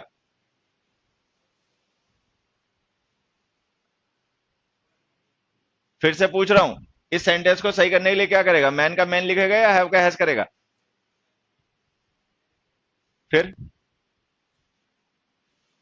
अब यहां पे देखो, अगर इस सेंटेंस में मैन ना लिखा हो तब तो ये सही है। The poor have no time to rest, the poor का मतलब हो गया poor people, they have no time to rest, और ये सही है। लेकिन एक्चुअल में यहाँ पे जो हमने पुअर लिखा है हमारा सब्जेक्ट नहीं है, सब्जेक्ट है मैन। अच्छा, और इस नाउन फ्रेज में जो हम द लिख रहे हैं, ये पुअर के लिए नहीं है, मैन के लिए। तो इसका मतलब कोई एक स्पेसिफिक मैन है जिसको लेकर हम बात कर रहे हैं, और वो मैन जो है वो पुअर है। तो अब चूंकि हमें पता है द पुअर अगर सब्जेक्ट होता तो हम हैव लिखते, और ये द अगर पुअर के लिए होता, लेकिन ये द ना तो पुअर के लिए ना ही पुअर सब्जेक्ट है, सब्जेक्ट मैन है और ये द मैन के लिए। तो इसका मतलब हमारा सब्जेक्ट है कोई एक स्पेसिफिक मैन जिसके साथ हमने द लिख रखा है, उसके अकॉर्डिंग वर्ब आएगी, तो हैज। एक इंग्लिश में देखो काफी अच्छी प्रोवर्ब होती है, the brave deserves the best. The brave deserves the best. अब जैसे हमने लिखा द ब्रेव का मतलब है ब्रेव पीपल, और ये प्लूरल हो गया। अब हम देख रहे हैं यहाँ पे जो ब्रेव है ना, वो किसी नाउन को डिस्क्राइब नहीं कर रहा, बल्कि ये खुद ही सब्जेक्ट है, और यहाँ पे जो द यूज किया वो हमने ब्रेव के लिए यूज किया। तो ब्रेव एडजेक्टिव अगर हम उसका द आर्टिकल लिखकर यूज कर रहे हैं तो कॉमन नाउन प्लूरल नंबर बन गया, तो वर्ब प्लूरल आएगी deserve. The brave deserve the best. हाँ, अबे हटे यार, यहाँ एडजेक्टिव चल रहा है तो क्या पूछ रहा है? पड़ोसी। हाँ, एस ड्रॉप क्यों किया, द ऐड क्यों किया, बस ये बता दे। दो क्वेश्चन है, आंसर एक ही बारे में बताना है कि ब्लाइंड्स में से एस हमने रिमूव क्यों किया और द ऐड क्यों किया।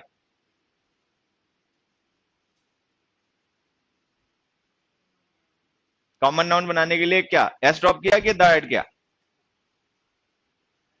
द ऐड किया, ठीक है, फिर एस क्यों ड्रॉप कर दिया?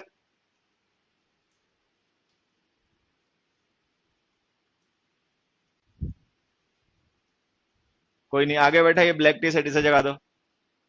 एस ड्रॉप क्यों किया, द ऐड क्यों किया?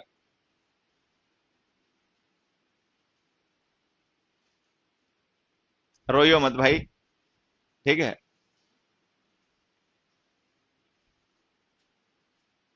पड़ोसी को याद है, एस ड्रॉप क्यों किया, द ऐड क्यों किया?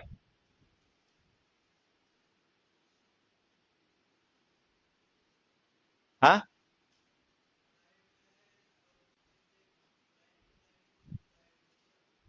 द ऐड किया, द ऐड किया, द ऐड किया, हाँ। ये क्या है, क्या है? अबे बावले, है झज्जर का है? बेटा सही से बता, द ऐड क्यों किया, एस ड्रॉप क्यों किया?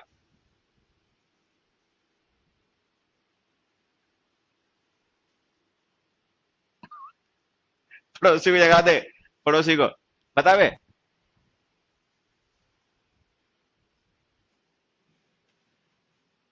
एस इसलिए ड्रॉप किया क्योंकि नाउन एडजेक्टिव है, इसकी प्लूरल फॉर्म नहीं होती, एडजेक्टिव्स में प्लूरल फॉर्म नहीं होती, तो उनके साथ में ही हम प्लूरल फॉर्म बना नहीं सकते, ठीक है। और द इसलिए लिखना पड़ा क्योंकि इस एडजेक्टिव को हमें फॉर प्रिपोजिशन का ऑब्जेक्ट बना के लिखना है। तो ऑब्जेक्ट नाउन प्रोनाउन होते हैं, तो इसको नाउन बनाने के लिए हमने द लिखा। जब ये छोटी छोटी बातें समझ में आ गई हो, अब यहां देखो, ये जो हमने द पुअर्स लिखा है ना, ये एक एडजेक्टिव है। पुअर एक एडजेक्टिव होता है जिसके साथ हमने द आर्टिकल लिखकर उसे नाउन बना लिया। लेकिन अब ध्यान क्या रखना है कि जो नाउन्स होते हैं पजेसिव के सुन के बनते हैं। भले हम इस एडजेक्टिव को एज ए नाउन यूज कर रहे हो, लेकिन ये एडजेक्टिव है, मतलब ये एडजेक्टिव है, नाउन नहीं है, तो इसके साथ में पजेसिव केस यूज नहीं हो पाएगा। ऑफ प्रिपरेशन लिखो, the condition of the poor, the condition of the poor. तो कई बार हम क्या करते हैं, एडजेक्टिव्स के साथ में द आर्टिकल लिखकर उन्हें एज ए नाउन यूज करते हैं, लेकिन ध्यान ये रखना है कि ना तो उनका पजेसिव केस बनाना है, ना ही उनकी प्लूरल फॉर्म बनानी है। मतलब जो नाउन्स के एट्रीब्यूट्स होते हैं उनमें होते नहीं है, तो उसको हमें लिखना पड़ेगा they never laughed at the condition of the poor. Second question देखो, the government paid no heed to the public's demand.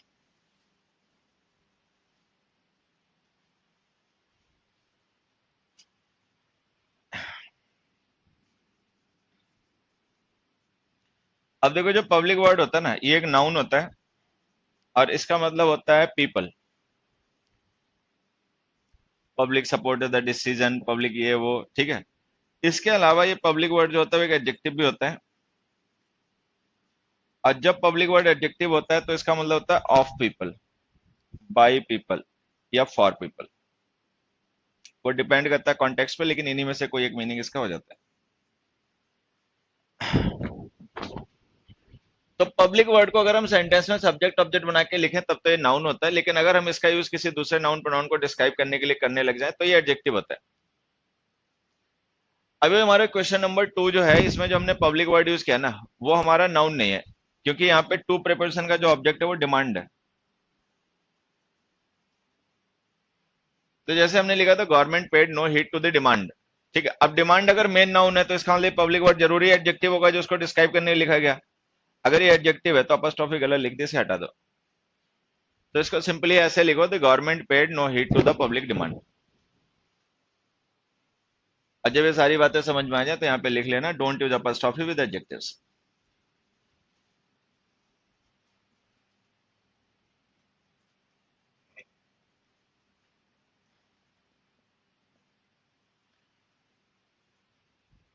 तो एडजेक्टिव्स के साथ में अपॉस्ट्रोफीज का यूज नहीं किया करो, ये गलत हो जाते हैं।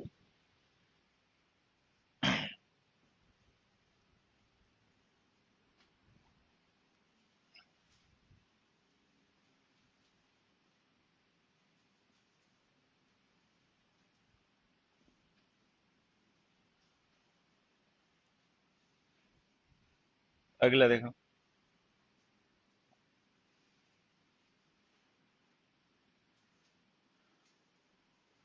इंग्लिश,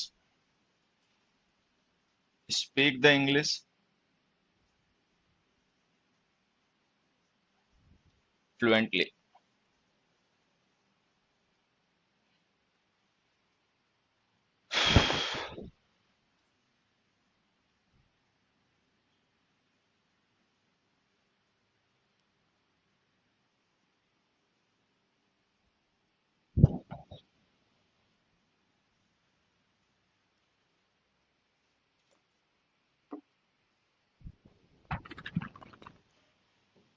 अब देखो, इसको समझने के लिए यहाँ पर एक हमने सेंटेंस लिखा।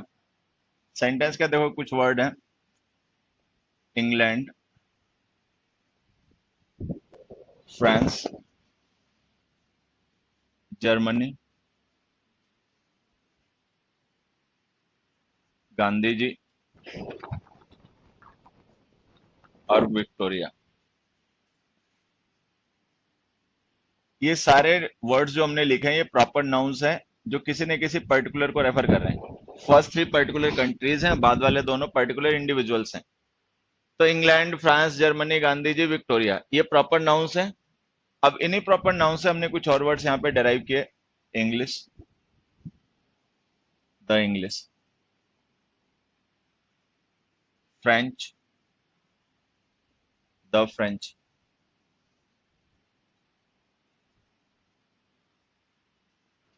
German,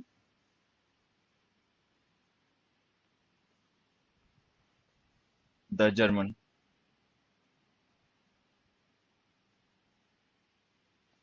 Gandhian, dash, Victorian, dash. तो इंग्लैंड से हमने दो वर्ड बनाए, इंग्लिश और द इंग्लिश। फ्रांस से फ्रेंच, द फ्रेंच। जर्मनी से जर्मन, द जर्मन। गांधी और विक्टोरिया से एक ही बन पाया, गांधीयन और विक्टोरियन।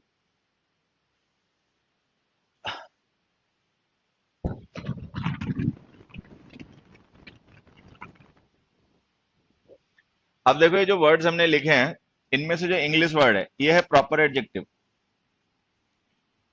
और इस एडजेक्टिव, ये सारे वर्ड एडजेक्टिव हैं, English, French, German, Gandhian, Victorian, ये सारे प्रॉपर एडजेक्टिव्स हैं।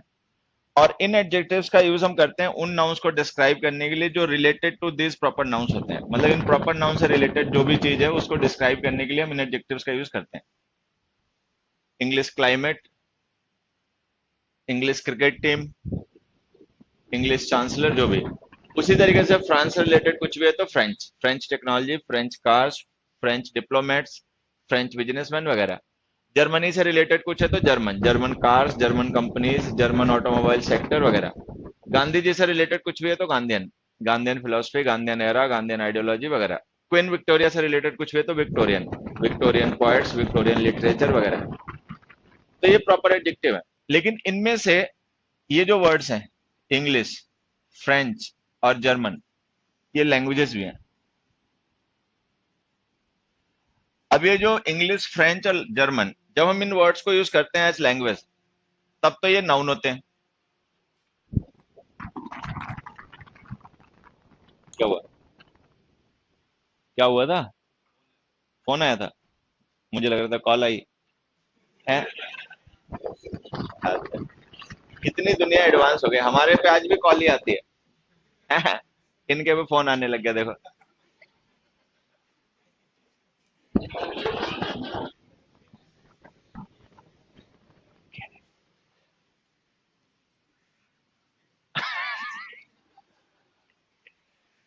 इस पे आ जाओ। तो ये जो हमने इंग्लिश, फ्रेंच और जर्मन लिखा है ना, ये लैंग्वेज के नाम भी होते हैं और ये एडजेक्टिव भी होते हैं। जब ये लैंग्वेज का नाम होते हैं तब ये नाउन होते हैं, अदरवाइज ये एडजेक्टिव होते हैं, अपना ध्यान रखना। उसके बाद में जो वर्ड्स हमने लिखे, the English, the French, the German, इनका अपने समझ लेना है। जैसे पुअर एडजेक्टिव है और द पुअर है कॉमन नाउन प्लूरल नंबर का, जिसका मतलब है पुअर पीपल इन जनरल। उसी तरीके से द इंग्लिश, द फ्रेंच और द जर्मन है, ये कॉमन नाउन है प्लूरल नंबर के, जो उस नेशनलिटी के सारे लोगों को रेफर करते हैं। द इंग्लिश का मतलब इंग्लिश पीपल, द फ्रेंच का मतलब फ्रेंच पीपल और द जर्मन का मतलब जर्मन पीपल। तो इनके हमें डिफरेंसेस समझने की, इनमें डिफरेंसेस हैं।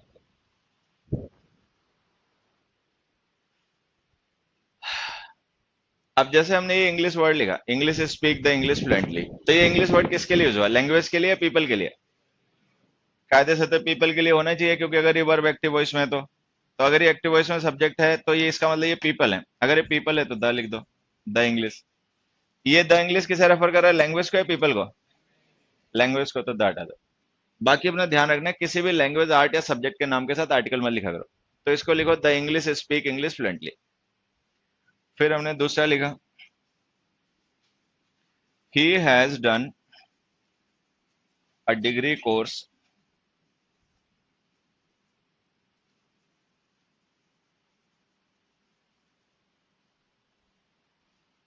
In the German.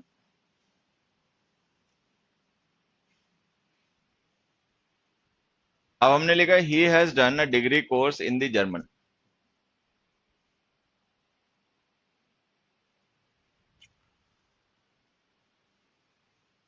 उसके कोर्स का सब्जेक्ट क्या रहा होगा, पीपल या लैंग्वेज? कायदे से तो लैंग्वेज रही होगी, तो या अगर लैंग्वेज है तो द हटा लो। या फिर इस जर्मन को, पीपल तो खैर माना किसी भी तरीके से नहीं जा सकता, लेकिन अगर हम इस जर्मन को एडजेक्टिव मान लें और इसके बाद में कोई नाउन लिख दें, the German history, the German revolution, कुछ भी तो सही हो जाएगा।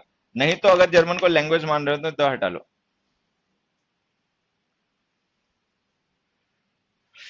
तो एक तीसरा एग्जांपल देखो,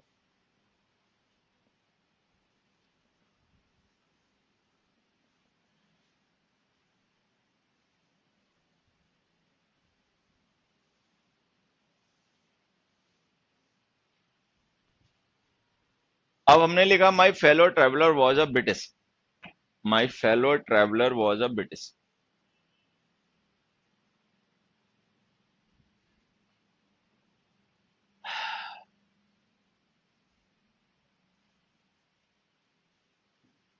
अभी जैसे हमने इंग्लैंड से इंग्लिश बना लिया, उसी तरीके से ब्रिटेन से ब्रिटिश बन गया। अभी जो ब्रिटिश वर्ड है ना, ये एडजेक्टिव है। अच्छा, अगर ये एडजेक्टिव है तो हमने इसका आर्टिकल ये लिखा, ये गलत हो गया। किसी भी एडजेक्टिव के साथ में आर्टिकल नहीं लिखे जाते, आर्टिकल नाउन के साथ लिखे जाते हैं। वो अलग बात है कि अगर एडजेक्टिव के बाद नाउन लिखा हुआ तो आर्टिकल उसके साथ आ जाता है। जैसे हमने लिखा अ ब्रेव, अ बॉय, और अ ब्रेव बॉय। तो ये सही, ये सही, ये गलत। तो जो हम डिटर्मिनर्स यूज करते हैं वो डिटर्मिनर्स,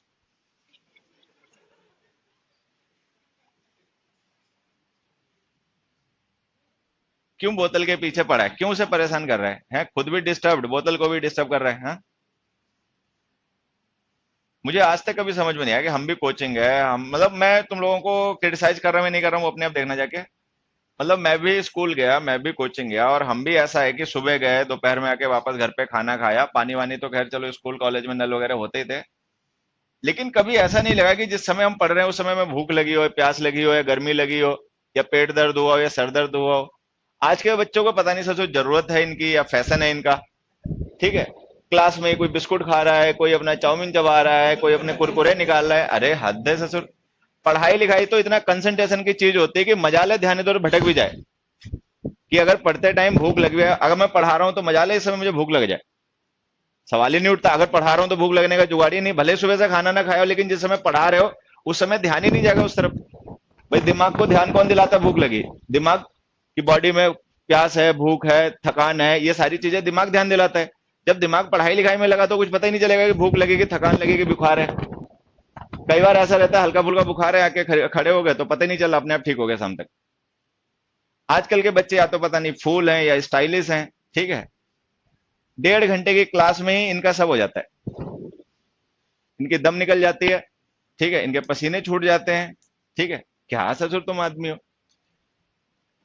नहीं तो पढ़ने लिखने वाले को ना गर्मी लगती। मैं सुबह अभी एक क्लास ले रहा था, ये टाइम्स कोचिंग वालों के साथ में, उनका आज नया हॉल है, एसी लगवा दिया उन्होंने, काम धाम करते नहीं। सुबह सुबह नहा धो के आया, 8 बजे क्लास में घुस गया। 1 घंटा मैंने, 1.5 सवा घंटा शायद पढ़ाया, और वो भयानक गर्मी सुबह सुबह, वो भयानक उमस। लेकिन आप क्या करोगे, आप पढ़ा रहे हो तो उस समय वो चीजें आपको इग्नोर करनी पड़ेंगी, क्योंकि प्रायोरिटी वो नहीं है, प्रायोरिटी कुछ और है। वो जो बच्चे आगे तुम्हारी वजह से पढ़ने, या तुम आगे उन्हें पढ़ाने, प्रायोरिटी वो है। अब प्रायोरिटी वहां पे गर्मी सर्दी उमस ह्यूमिडिटी थोड़ी है। अब जो शहरी रहेगा या थोड़ा सा शहर में आके जो रंगा सियार बन जाएगा, बड़ी ह्यूमिडिटी है, अब हिले हुए ह्यूमिडिटी की स्पेलिंग पता नहीं, ह्यूमिडिटी बता रहा है। ठीक है, पढ़ने लिखने आया, चुपचाप अपना बैठ के पढ़ाई कर। अरे यहाँ तो एसी नहीं काम कर रहा, यहाँ वो नहीं काम कर रहा। तो मैंने उनको समझाया, मैंने कहा मैं पढ़ाने आया हूँ, तुम पढ़ने आए हो, ये चीजें ठीक है, ये इतनी जरूरी भी नहीं कि इनके चक्कर में हम मेन चीज को इग्नोर मारें। ठीक है, देखो एसी चलता है, पंखा चलता है, थोड़ी कंफर्ट रहती है, तो फोकस करने में, कंसंट्रेट करने में आराम होती है। लेकिन इसका मतलब ये थोड़ी कि एसी पंखा नहीं हो तो हम पढ़ेंगे ही नहीं। पढ़ना हमारा बेसिक चीज है, वो तो हम जरूरी पढ़ेंगे, फिर चाहे एसी पंखा हो चाहे बाहर में जाए। ठीक है, अब कौन समझाए, किसको समझाए, कितना समझाए, किस लिए समझाए? मजे मजे की बात ये है, सुधरेंगे तो है नहीं। देखो सर, बोतल के हाथ धो के पीछे पड़ गया, कभी उसका ढक्कन गिरा रहा है, कभी बोतल गिरा रहा है। अरे तू इधर ध्यान दे ले पगले, आ जाओ। चलें शुरू करें कहानी। तो बात यहाँ पे ये हो रही थी कि जो ब्रेव वर्ड होता है ना, मतलब कोई भी वर्ड है जो एडजेक्टिव है, उसके साथ हम आर्टिकल तभी लिख सकते हैं जब हमने उसको एट्रीब्यूटिवली यूज किया हो किसी नाउन के साथ। क्योंकि डिटर्मिनर्स या आर्टिकल्स जो भी होते हैं वो हमेशा नाउन की वजह से यूज होते हैं। अब जो हमने ब्रिटिश लिखा ना, वो एडजेक्टिव है, अगर वो नाउन हो तब तो ये ठीक है, लेकिन नाउन फॉर्म होती है ब्रिटसर, ब्रिटसर। अगर मान लो कोई ब्रिटिश ऑरिजिन का पर्सन है तो उसके लिए हमें नाउन लिखना पड़ेगा ब्रिटसर। तो वो गलत लिखा हुआ है, या तो उसको ब्रिटसर करो, और अगर उसको ब्रिटिश लिख रहे हो तो वो एडजेक्टिव है, एडजेक्टिव है तो आर्टिकल गलत है। हालांकि वो आर्टिकल सही हो सकता है अगर हम उसको इस तरीके से एट्रीब्यूटिवली यूज कर लें तो। अब ब्रिटिश सिटीजन, अब ब्रिटिश एक्टर, अब ब्रिटिश बिजनेसमैन, अब ब्रिटिश फुटबॉलर, कुछ भी लिख दो सही जाएगा, और नहीं तो ये गलत। तो यहाँ पे एक चीज और ध्यान देना, एडजेक्टिव्स के साथ में डिटर्मिनर्स तभी लिखा करो जब वो एट्रीब्यूटिवली यूज हो। अगर प्रेडिकेटिवली कोई एडजेक्टिव यूज हो रहा है तो मत यूज करना। एक एग्जांपल और लिखता हूं, उससे समझना ये बात। He has been a deaf since childhood.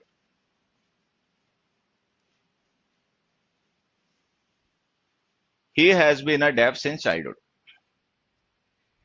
अब देखो अभी हमने जो वर्ड्स लिखे थे ना, अगर तुम्हें ध्यान रहा तो उसमें ये डेफ वर्ड लिखा था, और ना अगर ध्यान रहा तो अपने आप ऐसे ही समझ लो डेफ किसी चीज का नाम नहीं है बल्कि डिस्क्रिप्शन है किसी का। अब ये डेफ वर्ड डिस्क्रिप्शन है तो एडजेक्टिव हो गया, अगर ये एडजेक्टिव हो गया तो हमने इसका आर्टिकल लिखा है तो गलत हो गया, या तो नाउन लिखो अ डेफ बॉय, और नहीं तो ये गलत है, हटा लो इसे। तो ये भी ध्यान देना कि एडजेक्टिव्स के साथ में डिटर्मिनर्स मत लिखा करो अगर कोई नाउन ना हो तो।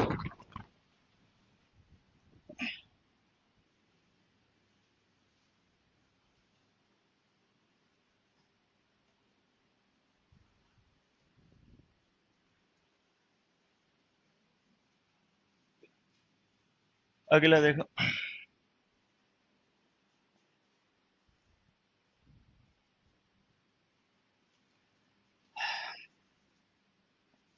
The man killed 3 deers in the jungle. बातें मत करो। The man killed 3 deers in the jungle, और they won the match by an inning. ठीक है, they won the match by an inning और द मैन किल्ड 3 deers। अब देखो ये बाद वाला एग्जांपल पहले देख लेते हैं। जैसे यहाँ पे हमने एक नाउन लिखा जो बाई प्रिपोजिशन का ऑब्जेक्ट है इनिंग, ठीक है, और हमने उसका आर्टिकल एन लिखा, तो अगर हमने एन आर्टिकल लिखा तो इसका मतलब ये नाउन होगा सिंगुलर। और मान लो अगर ये आर्टिकल नहीं भी लिखा होता तब भी इतना हमें पता है कि कोई भी टीम जो होती है वो मैच एक ही इनिंग से जीत सकती है, 2 इनिंग से कोई भी नहीं जीतता कभी। ठीक है, तो कुल मिला के नाउन जो इनिंग है ना वो सिंगुलर है हर कॉन्टेक्स्ट से। अगर सिंगुलर है तब तो ये सही फॉर्म में लग रहा है लिखा हुआ है, लेकिन इसकी सिंगुलर फॉर्म भी यही होती है इनिंग्स। तो हमने पढ़ा कि नाउन्स के जो हम फॉर्म यूज करते हैं ना सिंगुलर प्लूरल, दो अलग अलग फॉर्म होती है, कुछ नाउन्स की कॉमन फॉर्म होती है, तो इनको ऐसे लिखो एन इनिंग्स। अब यहां जाते हैं, यहां हमने 3 न्यूमरल लिख दिया, तो 3 का मतलब मोर देन वन होता है। अगर इसका मतलब मोर देन वन होता है तो इसका मतलब ये नाउन प्लूरल होगा। अगर ये नाउन प्लूरल होगा तो फॉर्म तो सही लिखी है, लेकिन इसकी प्लूरल फॉर्म भी डियर ही होती है। तो हमने पढ़ा कि सिंगुलर और प्लूरल दो अलग अलग फॉर्म्स होती है नाउन की, सबके साथ ऐसा नहीं होता। Some nouns have a common form in both numbers.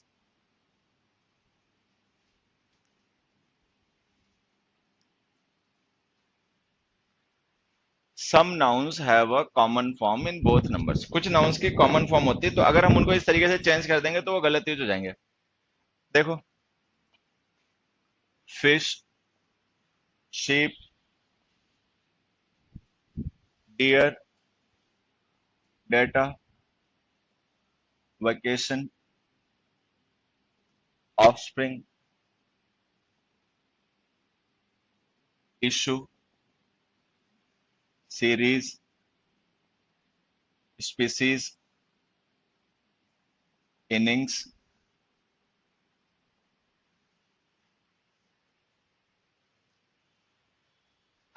headquarters, whereabouts,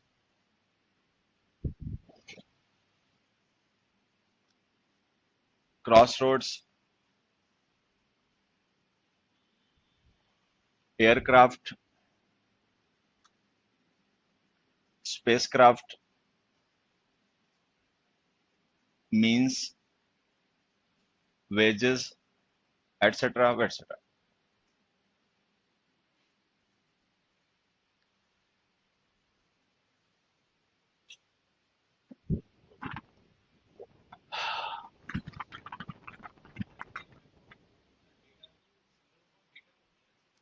datum होती है, लेकिन डेटम अब ऑब्सोलीट वर्ड है इंग्लिश का। मतलब बुक्स वगैरह में हो सकता है पुरानी लिख के आता हो, लेकिन डेटम जो वर्ड है ना वो ऑब्सोलीट वर्ड है इंग्लिश का, अब आउट ऑफ यूज है। कुछ जगह जहां पे टेक्निकल टर्म्स यूज किए जाते हैं जैसे साइंटिस्ट वगैरह वहां पे यूज होता होगा, लेकिन अब डेटा वर्ड चला गया, मतलब डेटम वर्ड जो है वो ऑब्सोलीट है, वो आउट ऑफ यूज हो गया। डेटा वर्ड ही सिंगुलर और प्लूरल दोनों होता है।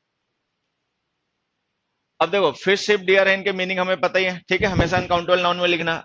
एक चीज यहाँ पे ध्यान देना, जैसे हमने एक सेंटेंस लिखा, there are many types of fishes in this pond. अभी जो सेंटेंस अगर हमने लिखा है ना, अगर इसमें ये टाइप्स ऑफ ना लिखा हो या अगर हम इसे हटा दें तो ये सेंटेंस हमारा मतलब जो है वो गलत हो जाएगा, और हमें लिखना पड़ेगा there are many fish in this pond. होता क्या है, ये जो हम डिटर्मिनर मैनी यूज कर रहे हैं ना, तो ये डिटर्मिनर जो है वो शिफ्ट हो जाएगा फिश के लिए। अच्छा, फिश, अब हमें पता है कि मैनी जो होता है प्लूरल नंबर का डिटर्मिनर होता है, इसका यूज हम करते हैं उन नाउंस के साथ जो प्लूरल नंबर के हो। अच्छा, फिश का प्लूरल सिंगुलर नंबर सेम ही होता है, तो हमें फिश लिखना पड़ेगा there are many fish in this pond. लेकिन ये जो मैनी हमने यूज किया ना, ये डिटर्मिनर फिश का नहीं है, ये टाइप्स का है। तो इसका मतलब जो हम फिशेस फॉर्म लिख रहे हैं वो हम नंबर प्लूरल शो करने के लिए नहीं कर रहे, बल्कि वैरायटी शो करने के लिए कर रहे हैं। तो ये लो सही भी हो गया। तो अगर ये टाइप्स ऑफ ना लिखा हो तो उसको फिश लिखना, अगर टाइप्स ऑफ लिखा हुआ है तो वो सही है। और ये समझ लेना, ये जो फिशेस हमने लिखा है ये नंबर प्लूरल शो करने के लिए नहीं लिखा गया है, वैरायटी शो करने के लिए लिखा गया। नंबर की इसकी फॉर्म एक ही होती है, फिश। शिप डियर का मीनिंग पता है, ध्यान रखना। डेटम वर्ड पहले यूज होता था, अब होता नहीं है, वो आउट ऑफ यूज हो गया। तो डेटा वर्ड ही सिंगुलर प्लूरल दोनों फॉर्म में लिखा होता है। तो अगर मान लो किसी सेंटेंस में इसके साथ वर्ब सिंगुलर लिखी हो तो उसको सही मान लेना। उसके बाद में आ गया वेकेशन। वेकेशन ऑफ हो गया, छुट्टियां हो गई, चाहे एक दिन की हो चाहे 1000 दिन की हो, वो वेकेशन ही रहेगा, ठीक है। ऑफस्प्रिंग का मतलब क्या होता है? बच्चे, संतान होता है, ठीक है। अब देखो, ऑफस्प्रिंग जो वर्ड है ना और इशू वर्ड है, ये दोनों यहाँ पे सिनोनिम है। इशू के मतलब तो वैसे और भी होते हैं। इशू का मतलब टॉपिक होता है, इशू का मतलब प्रिंट भी होता है, और इशू का मतलब ऑफस्प्रिंग भी होता है। अगर इशू का मतलब ऑफस्प्रिंग हो तो इन दोनों की फॉर्म कॉमन हो जाती है, ठीक है। मतलब इसी फॉर्म में यूज करना ना, मतलब चेंज मत करना। जैसे कि he has two issues, a son a daughter, ऐसे कुछ। हालांकि वर्ड कॉमन कॉमन है नहीं, बोलचाल में ज्यादा होता नहीं है, लेकिन अगर कभी मिल जाए किसी पेपर वगैरह में तो उसको समझ लेना अपना। तो जो हमने इशूज लिखा नहीं, गलत हो गया, इसको इशू लिखो। He has two issue, a son and a daughter. तो ऑफस्प्रिंग और इशू यहाँ पे सिनोनिम है एक दूसरे के। बाकी जो इशू के मीनिंग होते हैं, जैसे टॉपिक है और प्रिंट है, उस मीनिंग में प्लूरल भी हो जाता है। सीरीज है, जैसे एक सिंगल सीरीज है तो भी उसके लिए सीरीज वर्ड यूज करना है, 5 है तो भी सीरीज। स्पीसीज का भी मतलब वही होता है। इनिंग्स हमने समझ ही लिया। हेडक्वार्टर्स जो होता है ये भी सिंगुलर प्लूरल फॉर्म में सेम रहता है, the police headquarters, army headquarters, ऐसे। वेयर अबाउट्स का मतलब होता है ठिकाना, ठीक है ना। The whereabouts of this thugs, ठीक है। तो वेयर अबाउट्स जो है अगर सिंगुलर यूज करोगे तब भी ऐसे, प्लूरल यूज करोगे तब भी ऐसे। क्रॉस रोड्स का मतलब चौराहा होता है। एयरक्राफ्ट स्पेस क्राफ्ट का मतलब समझते ही हो गए। एक देखो इंग्लिश में वर्ड होता है, वन वर्ड सब्शन में तुम लोगों ने पढ़ा होगा, हैंगर, ठीक है। क्या मतलब होता है इसका? A place where aircrafts are kept and maintain. Aircrafts are kept and maintain, ये होता है, वन वर्ड सब्शन का वर्ड होता है। अभी जो हमने आर लिखा ना, ये तो सही है, लेकिन एक एयरक्राफ्ट गलत है, ऐसे। तो एयरक्राफ्ट स्पेसक्राफ्ट जो होते हैं उनकी सिंगुलर प्लूरल फॉर्म सेम होती है। क्रॉस रोड्स की भी सिंगुलर और प्लूरल सेम होती है। एक चौराहा है तो क्रॉस रोड्स, दोनों चौराहे हैं तो भी क्रॉस रोड्स। उसके बाद में जो मीन्स और वेजेस है वो मैं अलग से समझा देता हूँ।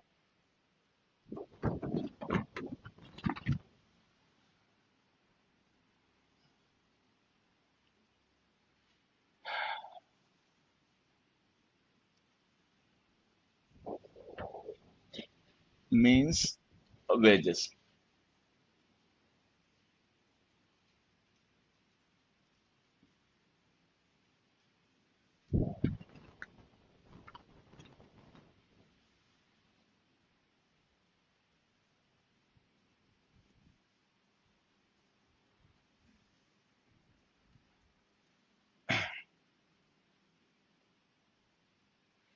अब देखो जो वर्ड हमने मीन्स लिखा ना, एक तो मीन्स का मतलब होता है मीडियम, साधन। इस मीनिंग में ये वर्ड हम सिंगुलर या प्लूरल दोनों तरीके से यूज करते हैं। बाकी मीन्स का एक मतलब रिसोर्सेस भी होता है, आमदनी का जरिया, साधन वगैरह। उस मीनिंग में केवल प्लूरल यूज होता है। अच्छा, एक चीज और समझ लेना, यहाँ पे सिंगुलर प्लूरल का मतलब ये नहीं है कि हम इसकी फॉर्म चेंज कर देंगे। सिंगुलर प्लूरल का मतलब ये है कि हम उसके अकॉर्डिंग जैसे चाहे वैसे डिटर्मिनर्स, वर्ब्स और प्रोनाउंस यूज कर सकते हैं। वेजेस का मतलब होता है कि इनकम, सैलरी, आमदनी। जैसे ये रिसोर्सेज का मतलब होता है लगभग ऐसे ही। उस मीनिंग में ये भी हमेशा प्लुरल ही रहता है, मतलब इसका नंबर प्लुरल होता है, तो इसके साथ में प्लुरल डिटरमिनर्स, प्लुरल वर्ब्स का यूज करना चाहिए। बाकी वेजेस का मतलब एक कंसीक्वेंस भी होता है, परिणाम।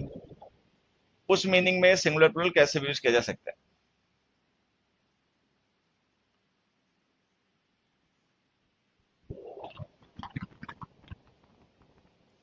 तो इन वर्ड्स को लेकर हमें ये ध्यान रखना है कि इनका use in the sentence decide करता है कि इनका नंबर क्या होगा।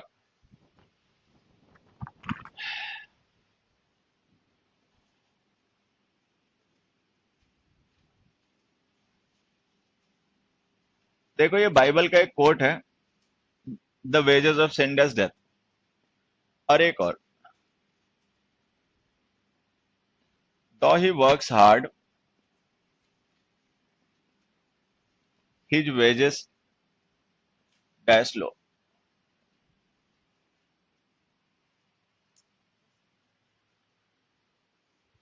फर्स्ट सेंटेंस में वेजेस का मतलब कंसिक्वेंस या इनकम, कंसिक्वेंस। अब अगर उसका मतलब कंसिक्वेंस या आउटकम है तब तो वो सिंगुलर भी होगा, प्लुरल भी हो जाएगा, मतलब जरूरत के हिसाब से जैसे चाहे उसे ट्रीट करो। अब उस सेंटेंस में अगर हम देखें तो सिन का एक ही कंसिक्वेंस वहां पे लिखा है हमने, कॉम्प्लीमेंट बना के डेथ। अगर यहाँ पे डेथ के साथ में हम एक दो कंसिक्वेंसेज और भी लिख दें, डेथ, मिजरी, फलाना ढिमकाना, तब तो हम इसको आर लिख देते हैं। लेकिन चूंकि हम यहाँ पे एक सिंगल कंसिक्वेंस की बात कर रहे हैं तो इसका मतलब हम इसको नंबर सिंगुलर ट्रीट करेंगे, इज।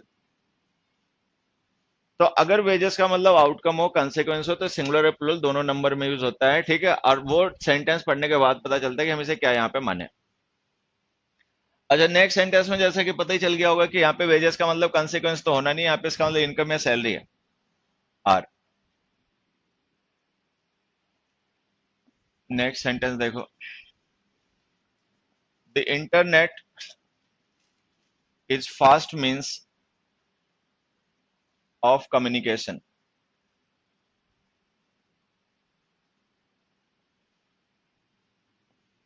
दूसरा, light requires no mean to travel. तीसरा,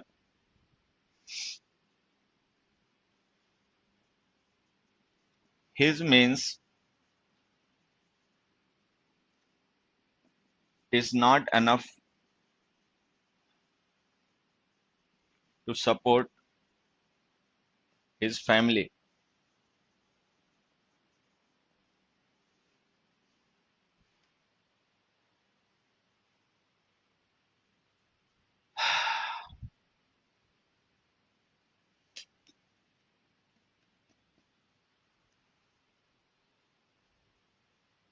फिफ्थ सेंटेंस में मीन्स का मतलब क्या होगा,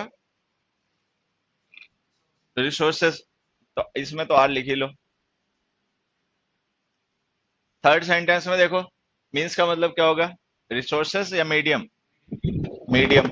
अब हमने पढ़ा कि जब मीन्स का मतलब मीडियम होता है तो ये सिंगुलर भी होता है, प्लुरल भी होता है। ये फिलहाल में जो मीन्स हमने लिखा है सिंगुलर है या प्लुरल, कैसे पता सिंगुलर है? हाँ? क्योंकि ये मीन्स वर्ड इस इंटरनेट को रेफर कर रहा है, तो यहाँ पे हम एक सिंगल नाउन के बारे में बात कर रहे हैं, तो ये मीन्स सिंगुलर है। अच्छा, कोई भी ऐसा नाउन जिसके सिंगुलर प्लुरल दोनों फॉर्म होते हैं वो काउंटेबल होता है। और जो नाउन्स काउंटेबल होते हैं वो सिंगुलर नंबर में बिना आर्टिकल या बिना डिटरमिनर नहीं लिखे जाते, तो इसको ऐसे लिखो, the internet is a fast means of communication. तो जो भी नाउन्स काउंटेबल होते हैं वो सिंगुलर नंबर में बिना डिटरमिनर के नहीं लिखे जाते, तो इसको लिखो a fast means of communication. तो यहाँ पे मीन्स का मतलब है मीडियम, और ये सिंगुलर है तो हमने आर्टिकल लिख दिया। यहाँ पे मीन्स का मतलब रिसोर्सेज और प्लुरल है तो हमने आर लिख दिया। अब आगे हमारा फोर्थ क्वेश्चन। फोर्थ क्वेश्चन हम देख रहे हैं कि मीन्स जो हमने मीन जो यूज किया ना वो रिक्वायर वर्ब का ऑब्जेक्ट है। Light requires, what does it require, तो हमने लिख दिया मीन। अब देखो मीन वर्ड जो होता है, हालांकि ये तो वहां पे नाउन है उस सेंटेंस में, तो जब ये नाउन होता है ना तो इसका मतलब होता है मिड वैल्यू, एवरेज। और ये स्टेटिक्स की टर्म होती है, जिन बच्चों ने स्टेटिक्स वगैरह पढ़ा होगा उन्होंने पढ़ा होगा मीन, मोड, मीडियन, ये सब। तो ये मीन जो होता है ना ये नाउन होता है और इसका मतलब ये होता है एवरेज। अच्छा, इसके अलावा ये होता है एडजेक्टिव भी है।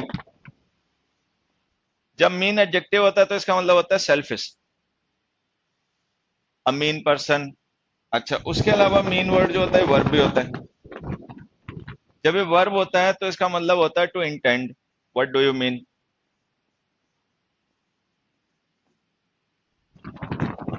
अब जो मीन वर्ड है ये नाउन होता है तो इसका मतलब एवरेज होता है, एडजेक्टिव होता है तो इसका मतलब सेल्फिश होता है, और जब ये वर्ब होता है तो इसका मतलब होता है टू इंटेंड। मेंटल स्टेट होती है, कॉन्टिन्यूअस टेंस में मत लिखा करो। खैर, उस सेंटेंस में हमने इसको मीन को एज ए नाउन यूज कर रखा है। तो अगर हम देखें तो वहां पे इसका मतलब हो जाना चाहिए एवरेज, लेकिन अगर इसका मतलब एवरेज है तो ये मीनिंग तो इलॉजिकल हो गया, इसका कोई मतलब ही नहीं बना। जो वहां पे हमें मीनिंग चाहिए वो है मीडियम। मीडियम मीनिंग मीन का नहीं होता, मीन्स का होता है। तो मीन भी एक वर्ड होता है, उसके अपने मीनिंग होते हैं, मीन्स के अपने मीनिंग होते हैं। जहां पे इन मीनिंग्स की जरूरत पड़े वहां पे हमेशा मीन्स लिखना, बाकी मीन के ये मीनिंग होते हैं, जरूरत पड़े तो इनका यूज करना। आज के लिए बाय, सभी को मिलते हैं कल।